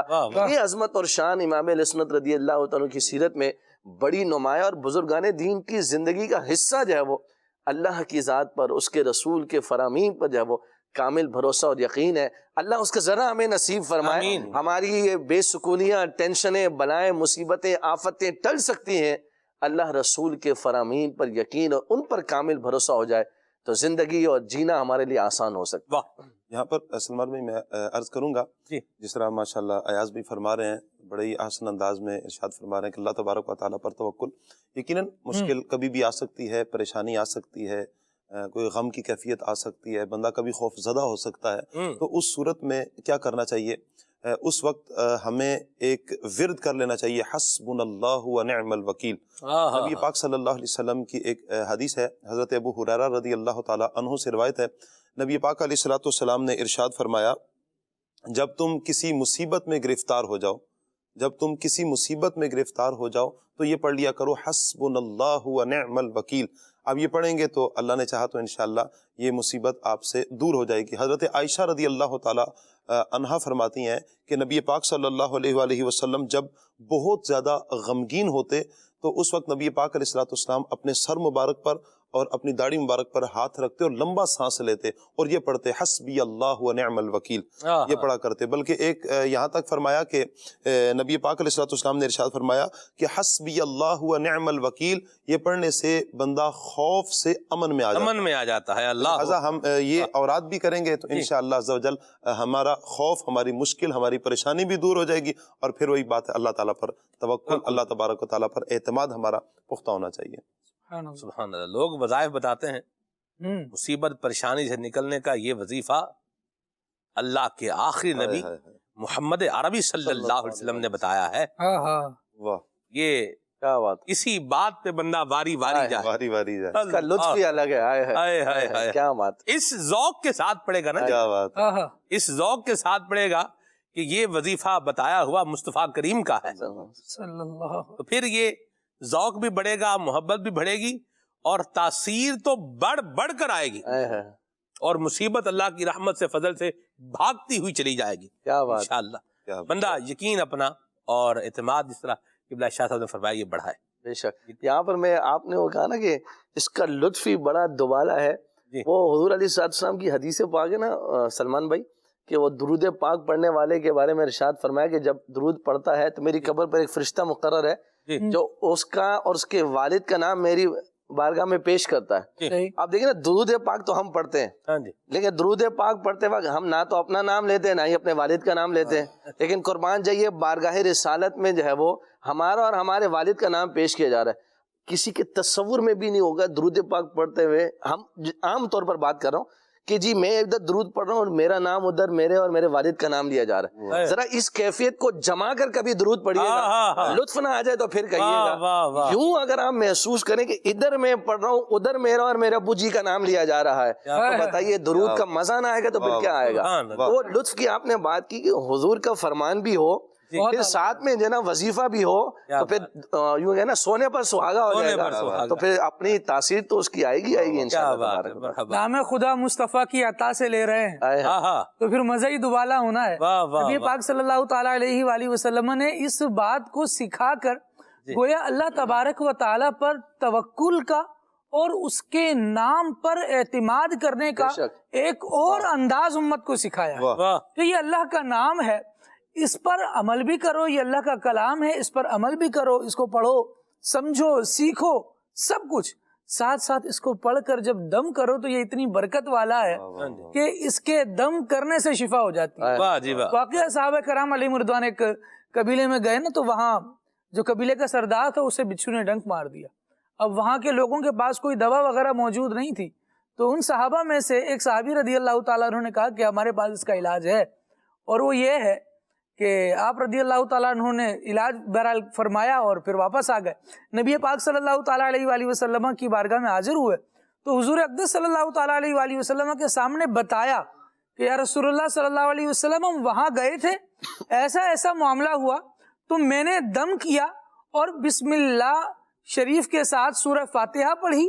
سورہ فاتحہ پڑھ کر اپنا لعاب اس جگہ پر جہاں بچھو نے ڈنک مارا تھا وہاں لگایا اور دم کر دیا. اللہ تبارک و تعالیٰ نے اسے شفا عطا فرمایا. نبی پاک صلی اللہ تعالیٰ علیہ وآلہ وسلم نے ان سے فرمایا, اچھا یہ بتائیں کہ آپ کو کس نے بتایا کہ سورہ فاتحہ میں شفا ہے؟ پھر حضور اقدس صلی اللہ تعالیٰ علیہ وآلہ وسلم نے اس کی تحسین بھی فرمائی, اس پر ملنے والے انعام میں سے, اور جو اس کے بعد ملا تھا انہیں حضور اقدس صلی اللہ تعالیٰ علیہ وآلہ وسلم نے ارشاد فرمایا اس میں بھی ہمارا حصہ رکھنا. کہ آقا دو عالم صلی اللہ تعالیٰ علیہ وآلہ وسلم تحسین بھی فرما رہے ہیں, پیٹ بھی تھپک رہے ہیں اور اپنے غلاموں کو اس بات پر مبارکباد دے رہے ہیں, گویا کہ تمہیں اللہ تبارک و تعالیٰ کے نام پر, اس کے نازل کیے ہوئے کلام پر اتنا اعتماد ہے کہ تم وہ پڑھ کر مریضوں کو اچھا کر دیتے ہو. واہ واہ سبحان اللہ. اللہ پاک ہم سب کو برکتیں اور عافیتیں اور سلامتیاں جو ہے وہ عطا فرمائے. آمین. اعتماد, بھروسہ, یقین اللہ ہمیں کامل نصیب فرمائے. حضرت شیخ ابو الحسن شاذلی رحمہ اللہ کی کتاب ہے السر الجلیل فی خواصی حسبنا اللہ و نعم الوکیل, عربی کے اندر ہے. کیا کتاب ہے, مرحبا. چلیں بھارت آگے چلتے ہیں, کال دیتے ہیں. میرا نام ہے ماجان اطہر ہے, میں تحفہ شریف سے بات کر رہا ہوں. مجھے یہ کلام سنا دیجئے. مرحبا مقدر پھر آج مسکرایا ہے. سبحان اللہ. کیا بات سنا, ایسے تو آپ ہی سنا سکتے ہیں ماشاءاللہ. اللہ برکت دے آپ کو, آباد رہے. جی بہت اعلیٰ. میرے پیارے حسان بھائی تشریف لائے ہیں, سبحان ان سے اللہ. گزارش ہے کہ پلیز آج یہ کلام سنا دیں. ایک روز ہوگا جانا سرکار کی گلی میں. بڑی مہربانی, بہت شکریہ. جی آپ سے عرض ہے کہ پلیز آپ یہ والا کلام سنا دے. امام اہل سنت امام احمد رضا خان کا لکھا ہوا وہ سوئے لالازار پھرتے ہیں. بہت شکریہ. جی ناتخان اسلام بھائی سے عرض ہے کہ وہ یہ کلام سنا دیں. پل سے اتارو راہ گزر کو خبر نہ ہو. مرحبا. جی محمد عمران یہ والا کلام سنا دیں. اے دعوت اسلامی تیری دھوم مچی ہو. سبحان اللہ. جی مجھے یہ کلام سنا دیں. مجھے مدینے کی دو اجازت. بہت شکریہ. جی میں قصور سے صدی احمد بات کر رہا ہوں. آج کا پروگرام کھلے آنکھ صلی اللہ کہتے کہتے بہت اچھا ہے, اور مجھے یہ کلام سنا دیں. میں لاجپالاں دے لڑ لگی ہیں. مرحبا. جی محمد عمیر اتاری ساہیوال سے عرض کر رہا ہوں. ماشاءاللہ سلسلہ کھلے آنکھ صلی اللہ کہتے کہتے جاری و ساری ہے. میری نعت خواہ اسلام بھائی سے عرض ہے کہ مجھے یہ کلام سنا دیجئے. پھر کے گلی گلی تبار. بہت مہربانی, بہت شکریہ آپ سب کا, اللہ برکت دے آپ کو. حسان بھائی کچھ کلام سنائیں. صلی اللہ الحبیب صلی اللہ تعالی محمد صلی اللہ علیہ وسلم. پل سے اتارو راہ گزر کو خبر نہ ہو. پل سے اتارو راہ گزر کو خبر نہ ہو. جبریل پر بچھا تو پر کو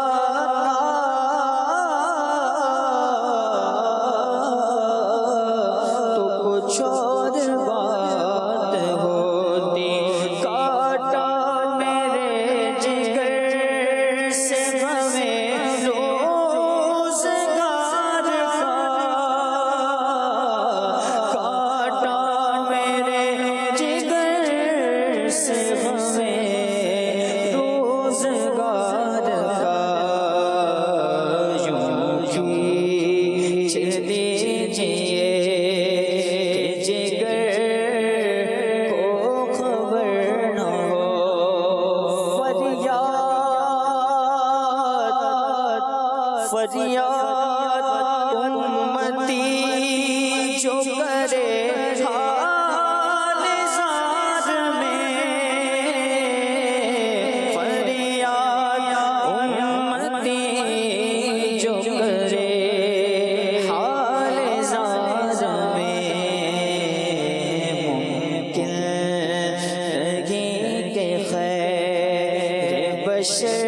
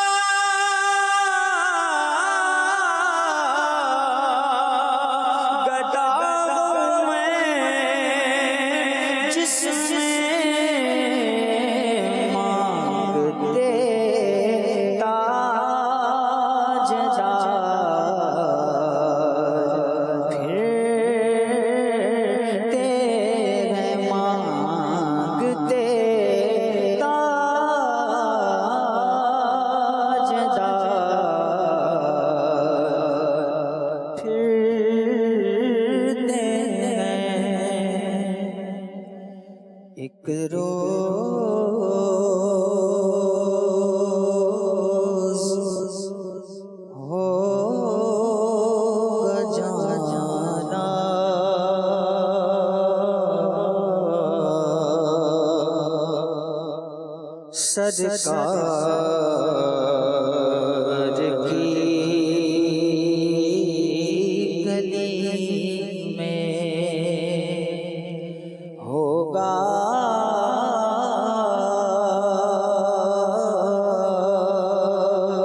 وہیں ٹھکانا،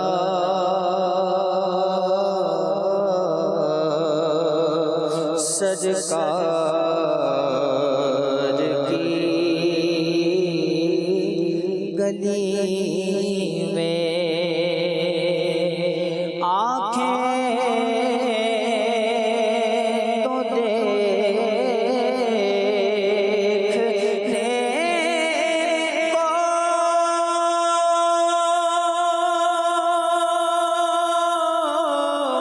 پہلے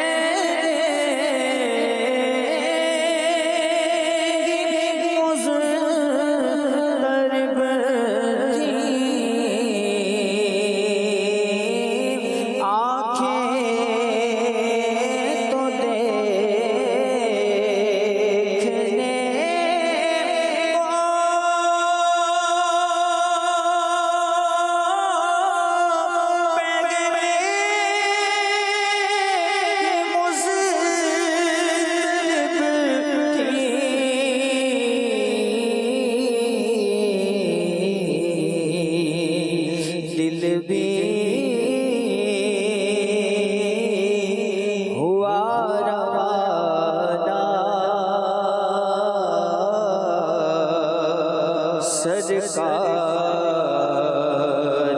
کی گلی میں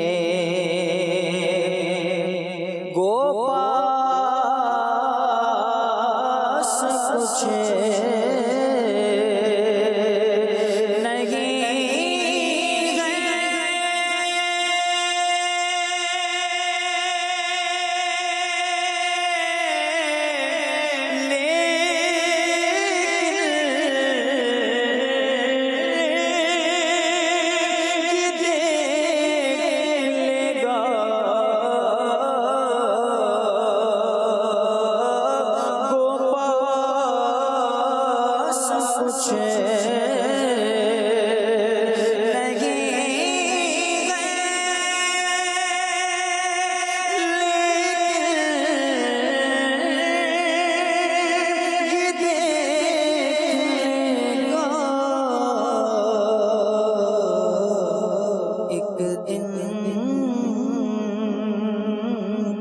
مجھے زمانہ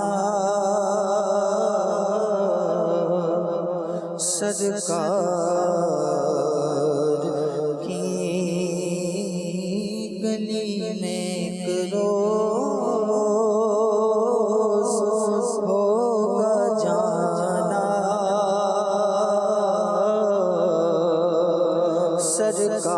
سرکار کی گلی میں. میں یہ چاہ رہا ہوں آپ دو اشعار سنائیں اس کلام کے بھی. وہ ہے خوشبو ہے دو عالم میں تیری ہے گلے چیدہ، کس منہ سے بیاں ہوں تیرے اوصاف حمیدہ. اسی طرز میں آ جائے گا. خوشبو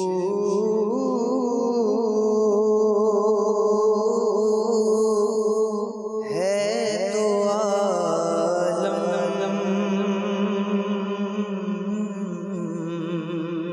میں تیری ہے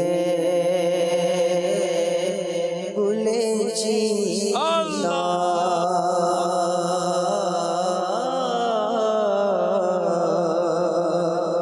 کس منہ سے بیان ہوں تیرے اوصاف حمیدہ. تجھ سا کوئی آیا ہے نہ آئے گا جگہ میں،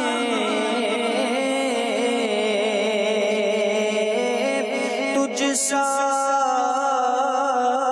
کوئی آیا ہے نہ آئے گا جگہ میں. دیتا ہے گواہی یہی عالم کا جریدہ، دیتا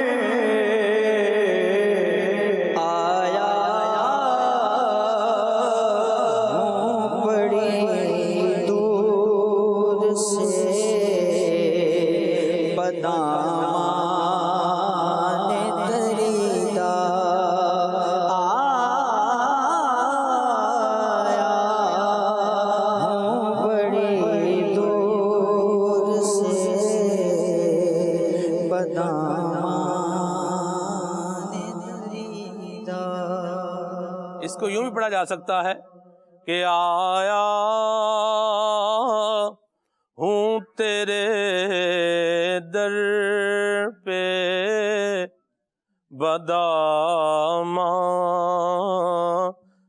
دریدہ. اللہ پاک ہم سب کو حضور اکرم شفیع معظم صلی اللہ علیہ وسلم کی نگاہ عنایت نصیب فرمائے. آگے چلتے ہیں اور خلیل بھائی کی ایک بڑی پیاری منقبت ہے ام عطار رحمۃ اللہ تعالی علیہا کے حوالے سے نئی منقبت ہے. آئیے آپ کو وہ بھی سناتے ہیں.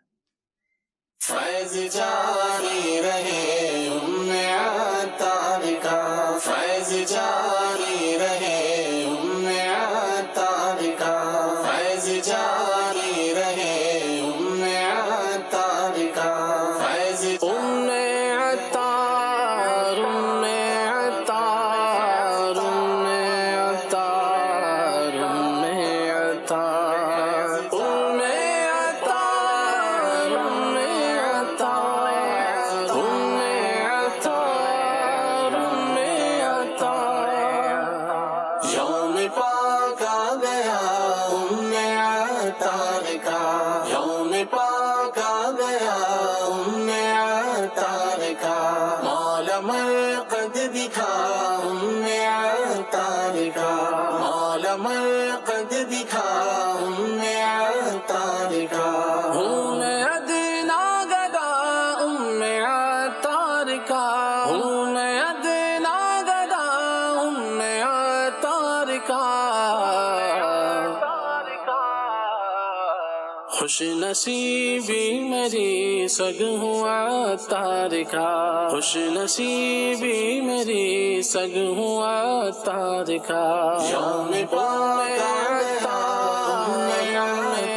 کا، مولا مرقد دکھا ام عطار کا، فیض جاری رہے ام عطار کا، فیض جاری رہے ام عطار کا. ان کی تربت پہ بارش ہو انوار کی، ان کی تربت پہ بارش ہو انوار کی.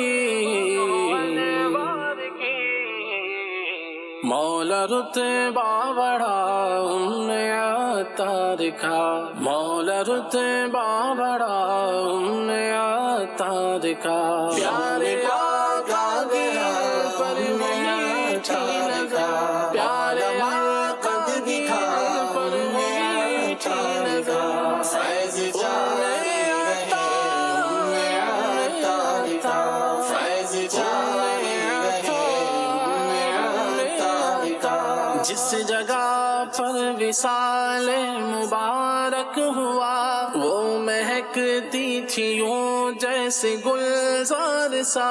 تیری اولاد اور سارے احباب پر، تیری اولاد اور سارے احباب پر رب کی رحمت رہے لطف سرکار کا، رب کی رحمت رہے لطف سرکار کا. یوم پاک عطار مولا مرقد دکھا ام عطار کا، فیض جاری رہے ام عطار کا، فیض جاری رہے ام عطار کا. بدر عطار پر کر کرم یا خدا، ساتھ جنت میں دے ان کو سرکار کا. تیرا گھر خدمت دین کا مرکز بنا، تیرا گھر خدمت دین کا مرکز بنا. ہم پہ احسان ہے تیرے عطار کا، ہم پہ احسان ہے تیرے عطار کا. پیارے پاک آ گیا پر میٹھی لگا، پیارے مرقد دکھا پر میٹھی لگا. فیض جاری رہے ام عطار کا، فیض جاری رہے ام عطار کا. ان سے سی ہم کو نعمت ملی، ان سے عطار سی ہم کو نعمت ملی، حق ہو کیسے ادا عطار کا، حق ہو کیسے ادا عطار کا، یوم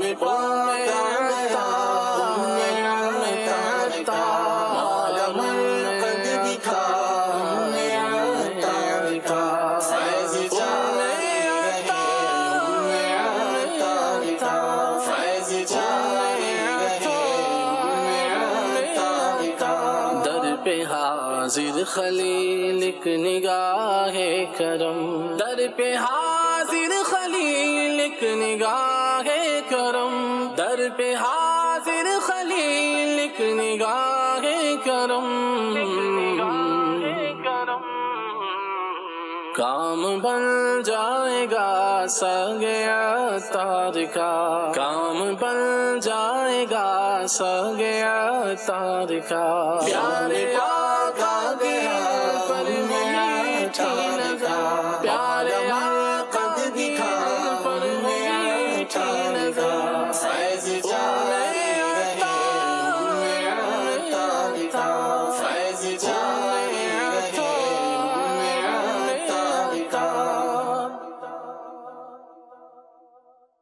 ماشاء اللہ۔ اللہ کریم کی کروڑ کروڑ رحمتوں کی برسات ہو ام عطار رحمۃ اللہ علیہا کے مزار فائز الانوار پر، اور واقعی بڑی برکتیں ہیں، ایک عجیب روحانیت ہے ام عطار رحمۃ اللہ علیہ کے مزار پر انوار کی، اور جن عاشقان رسول نے حاضری دی ہے وہ ان کیفیات سے خصوصی طور پر جو ہے وہ بہرہ مند ہوتے ہیں۔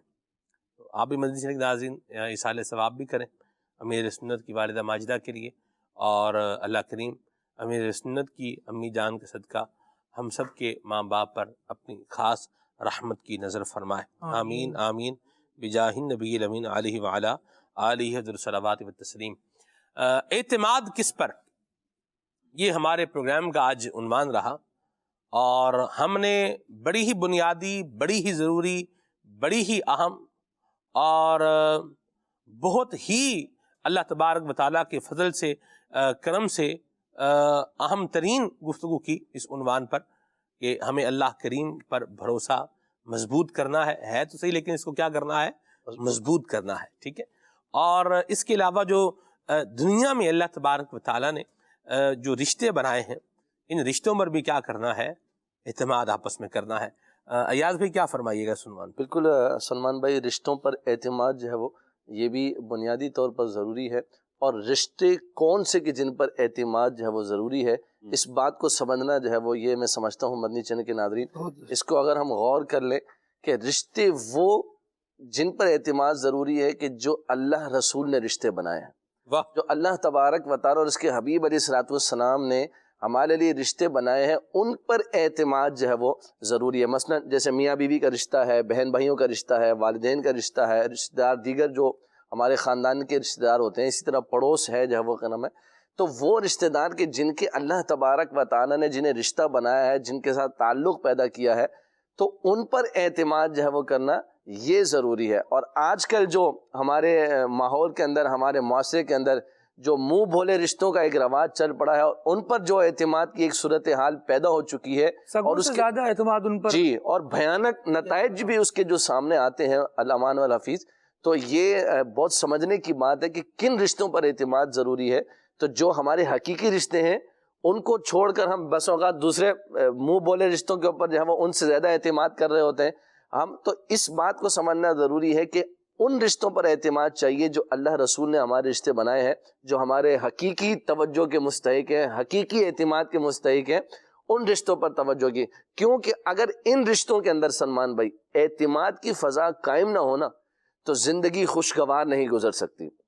میاں بیوی کا اگر تعلق ہے، یا بہن بھائیوں کا تعلق ہے، والدین کا تعلق ہے، تو اس رشتے کے اندر، ان رشتوں کے اندر جو ہے وہ اعتماد یوں سمجھ لیجیے کہ بڑھ کر ہونا چاہیے، دیگر لوگوں کے مقابلے میں زیادہ اعتماد جو ہے وہ اپنے ان رشتوں پر ہونا چاہیے، کیونکہ اپنا خون بہرحال جو ہے وہ اپنا خون ہوا کرتا ہے، اپنا بھائی بہرحال اپنا بھائی ہوا کرتا ہے، اپنے والدین ہوا کرتے ہیں. تو بالکل اسی طریقے سے اس بات کو سمجھنا ضروری ہے کہ رشتوں پر اعتماد جو ہے وہ یہ بے حد ضروری ہے. اس کی میں ایک مثال دینا چاہوں گا کہ ایک شخص تھا، تو وہاں پر جو ہے وہ کنویں کے اندر جو ہے وہ اترنے کی ایک گاؤں کے اندر حاجت پیش آئی کسی معاملے کے اندر. تو اب جو ہے اس شخص نے کہا کہ ٹھیک ہے میں اترنے کے لیے تیار ہوں، لیکن میری ایک شرط ہے. شرط یہ ہے کہ کنویں کے سے جو رسی کھینچنے والے لوگ ہوں گے ان میں میرا بھائی بھی شامل ہونا چاہیے. انہوں نے کہا جی اچھا چلیں ٹھیک ہے، آپ کی یہ شرط جو ہے وہ منظور کر لیتے ہیں. تو اس شخص کو جو ہے وہ کنویں میں اتارا گیا. کنویں میں غالباً کوئی جانور وغیرہ گر گیا تھا، کچھ ایسا معاملہ تھا کہ پانی جو ہے وہ نہیں آ رہا تھا. بہرحال اب وہ جو ہے وہ شخص جو ہے وہاں پہنچا اور کنویں کے اندر ساتھ دیکھا تو وہاں پر ایک جو ہے وہ جانور موجود تھا، جس کے سبب جو ہے وہ یہ معاملہ ہوتا کہ جو بھی ڈول ڈالا جاتا تھا وہ ڈول اتر جاتا، رسی خالی اوپر آتی تھی. تو پتہ چلا ایک بندر تھا جو اس کے اندر کنویں کے اندر موجود تھا، جس کے سبب یہ معاملہ ہو رہا تھا.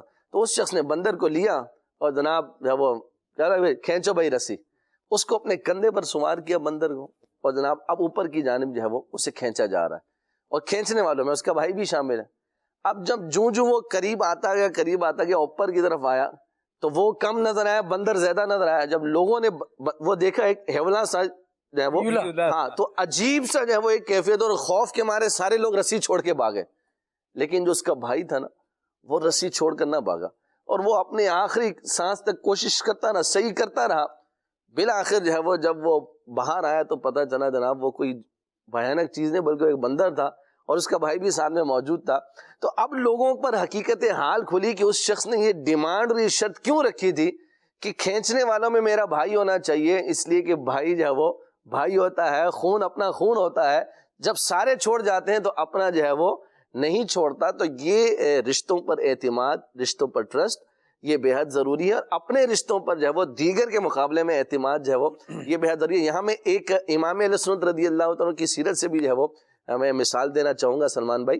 مولانا رضا علی خان صاحب رحمۃ اللہ تعالیٰ علیہ، امام اہل سنت رضی اللہ تعالیٰ کے چھوٹے بھائی ہیں. رشتوں پر کیسا ٹرسٹ تھا امام اہل سنت رضی اللہ تعالیٰ نے ہمیں سکھایا ہے. مولانا رضا علی خان صاحب رحمۃ اللہ تعالیٰ علیہ جو ہے وہ ایک بار، چونکہ مولانا حسن رضا خان صاحب رحمۃ اللہ علیہ تعالیٰ علیہ کے بعد جو ہے وہ آپ سارے انتظام امام اہل سنت کے انصرام سارے آپ دیکھا کرتے تھے. تو ایک بار جو ہے وہ کسی نے شکایتاً امام اہل سنت رضی اللہ عنہ کی بارگاہ میں عرض کی کہ حضور مولانا رضا علی خان صاحب جو ہے نا انہوں نے سونے کے کڑے اپنے بچوں کی والدہ کے لیے بنائے. تو جب امام اہل سنت رضی اللہ عنہ کی بارگاہ میں یہ بات عرض کی گئی نا تو امام اہل سنت رضی اللہ عنہ نے ارشاد فرمایا اگر تو مولانا رضا علی خان صاحب نے اپنے مال سے یہ سونے کے کڑے بنوائے ہیں تو اللہ کا شکر ہے کہ اللہ نے میرے بھائی کو اتنا مال عطا فرمایا ہے، اور فرمایا کہ اگر انہوں نے میرے مال سے یہ بنوایا ہے تو اس پر بھی اللہ کا شکر ہے کہ انہوں نے میرے مال کو اپنا مال سمجھا ہے. اب یہاں پر دیکھیے کیسا ٹرسٹ، کیسا اعتماد جو ہے وہ بھائی کے اوپر، اور سامنے والے کو گویا کہ سمجھے بولنے کا موقع ہی نہ دیا، اس کی ساری بات کو جو ہے وہ دور فرما دیا، رفع فرما دیا. تو اس اعتماد، اس انداز پر اگر ہم اپنے رشتوں پر اعتماد کریں، ٹرسٹ کریں، تو میں سمجھتا ہوں محبت کی فضا یہ قائم رہے گی، اور انشاءاللہ عز و جل حقیقی معنی میں ہمارے معاشرہ اور ہمارے گھر کا ماحول جو ہے وہ خوشگوار اور پرسکون رہے گا. درست بات کی. اور یہاں میں ایک اور بڑی اہم بات عرض کرتا چلوں، اعتماد کریں تو صرف ان چیزوں پر ہی اعتماد کریں جن پر اللہ اور اس کے رسول کی طرف سے اجازت ہے. جن کاموں سے اللہ اور اس کے رسول نے منع کیا ہے وہ کام بھی کر رہے ہیں اور دوسرے پر اعتماد بھی کر رہے ہیں، یہ نہ کام چاہیے نہ یہ اعتماد چاہیے. بڑی واضح سی بات ہے اور بڑی صحیح سی بات ہے، اور دو چار والی بات ہے. اسلامی بہنوں کا جو اعتماد رشتوں کے اعتبار سے اگر دیکھا جائے تو اپنے محارم پر اعتماد ہونا چاہیے. اسلامی بھائیوں کا بھی اپنی جو محارم اسلامی بہنیں ہیں ان پر اعتماد ہونا چاہیے. یہ تو ایک پہلو ہے. دوسرا پہلو یہ ہے کہ اعتماد کو ٹھیس مت پہنچائے. کوئی ایسی سرگرمی، کوئی ایسا کام، کوئی ایسا جو ہے وہ انداز مت اپنائیں کہ آپ شک کے دائرے میں آ جائیں. بعض وقت وہ لکھا ہوتا ہے کہ مشکوک افراد پہ نظر رکھیں. یہ لکھا دیکھا آپ نے؟ میں نے دیکھا بس اسٹینڈ پہ بھی لکھا ہوتا ہے، اسٹیشن پر بھی جو ہے وہ لکھا ہوتا ہے، ریلوے اسٹیشن کے اوپر کہ مشکوک افراد پر کیا رکھیں؟ نظر رکھیں. تو مشکوک مت بنے. جب مشکوک بنیں گے تو پھر کیا ہوگا؟ نظر رکھی جائے گی.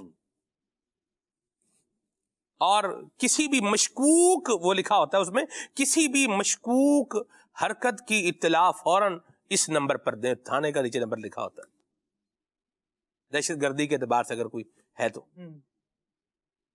جب آپ مشکوک حرکتیں کریں گے تو پھر کیا ہوگی؟ نظر بھی رکھی جائے گی اور پھر اطلاع بھی جو ہے وہ ہونی ہی چاہیے، رکھنی بھی چاہیے. اللہ تبارک و تعالی ہمارے حال پہ رحمت فرمائے. اتنی بات کافی ہے. اور کسی بھی اجنبی پر ایسا اعتماد مت کریں کہ جس سے اللہ اور اس کے رسول نے منع کیا ہے. ایسی باتیں مت کریں جس سے اللہ اور اس کے رسول نے منع کیا ہے، ورنہ یہ اعتماد آپ کی زندگی کی بربادی کا سبب بن سکتا ہے. اللہ سب کی عزتیں، سب کی زندگیاں محفوظ فرمائے، اپنی رحمت کا سایہ عطا فرمائے، اور اللہ تبارک و تعالی ہمیں عافیت اور عافیت میں رکھے. اسلام کی شاہراہ پر چلتے رہیں گے. جس سے اسلام نے بات کرنے کا حکم رکھا ہے اس سے بات کریں گے، جس سے منع کیا ہے، جس انداز میں بات کرنے کا منع کیا ہے اس سے بچ کے رہیں گے تو خیر خیر خیر اور سلامتی کے دائرے کے اندر رہیں گے انشاءاللہ. اور اگر یہ جو لائن ہے اس کی وائلیشن کریں گے تو جگہ جملہ لکھے ہوتے ہیں trespasser will be prosecuted. Line cross کریں گے تو پروسیکیوٹڈ ہوں گے. اللہ محفوظ فرمائے. دنیا میں بھی ہو سکتے ہیں، آخرت میں بھی ہو سکتے ہیں. اللہ تعالیٰ ہم سب کو عافیت عطا فرمائے. دعوت اسلامی کے دینی ماحول سے وابستہ رہتے ہوئے اللہ کریم ہم سب کو اپنی قبر و آخرت کی تیاری کرنے کی توفیق عطا فرمائے. پروگرام کو اینڈ کی جانب لے کر کے چلتے ہیں اس دعا کے ساتھ کہ اللہ تبارک و تعالیٰ دنیا میں بھی اور آخرت میں بھی ہمیں عذابوں سے بچائے، اور اللہ پاک ہمیں اپنی اور اپنے محبوب کی محبت سے سرفراز فرمائے. آمین بجاہ طہ و یاسین. سبحانک اللہم و بحمدک اشہد ان لا الہ الا انت استغفرک و اتوب الیک. استاد اسلام. تاجدار حرم شہنشاہ دی تم پہ ہر دم کروڑوں درود و سلام.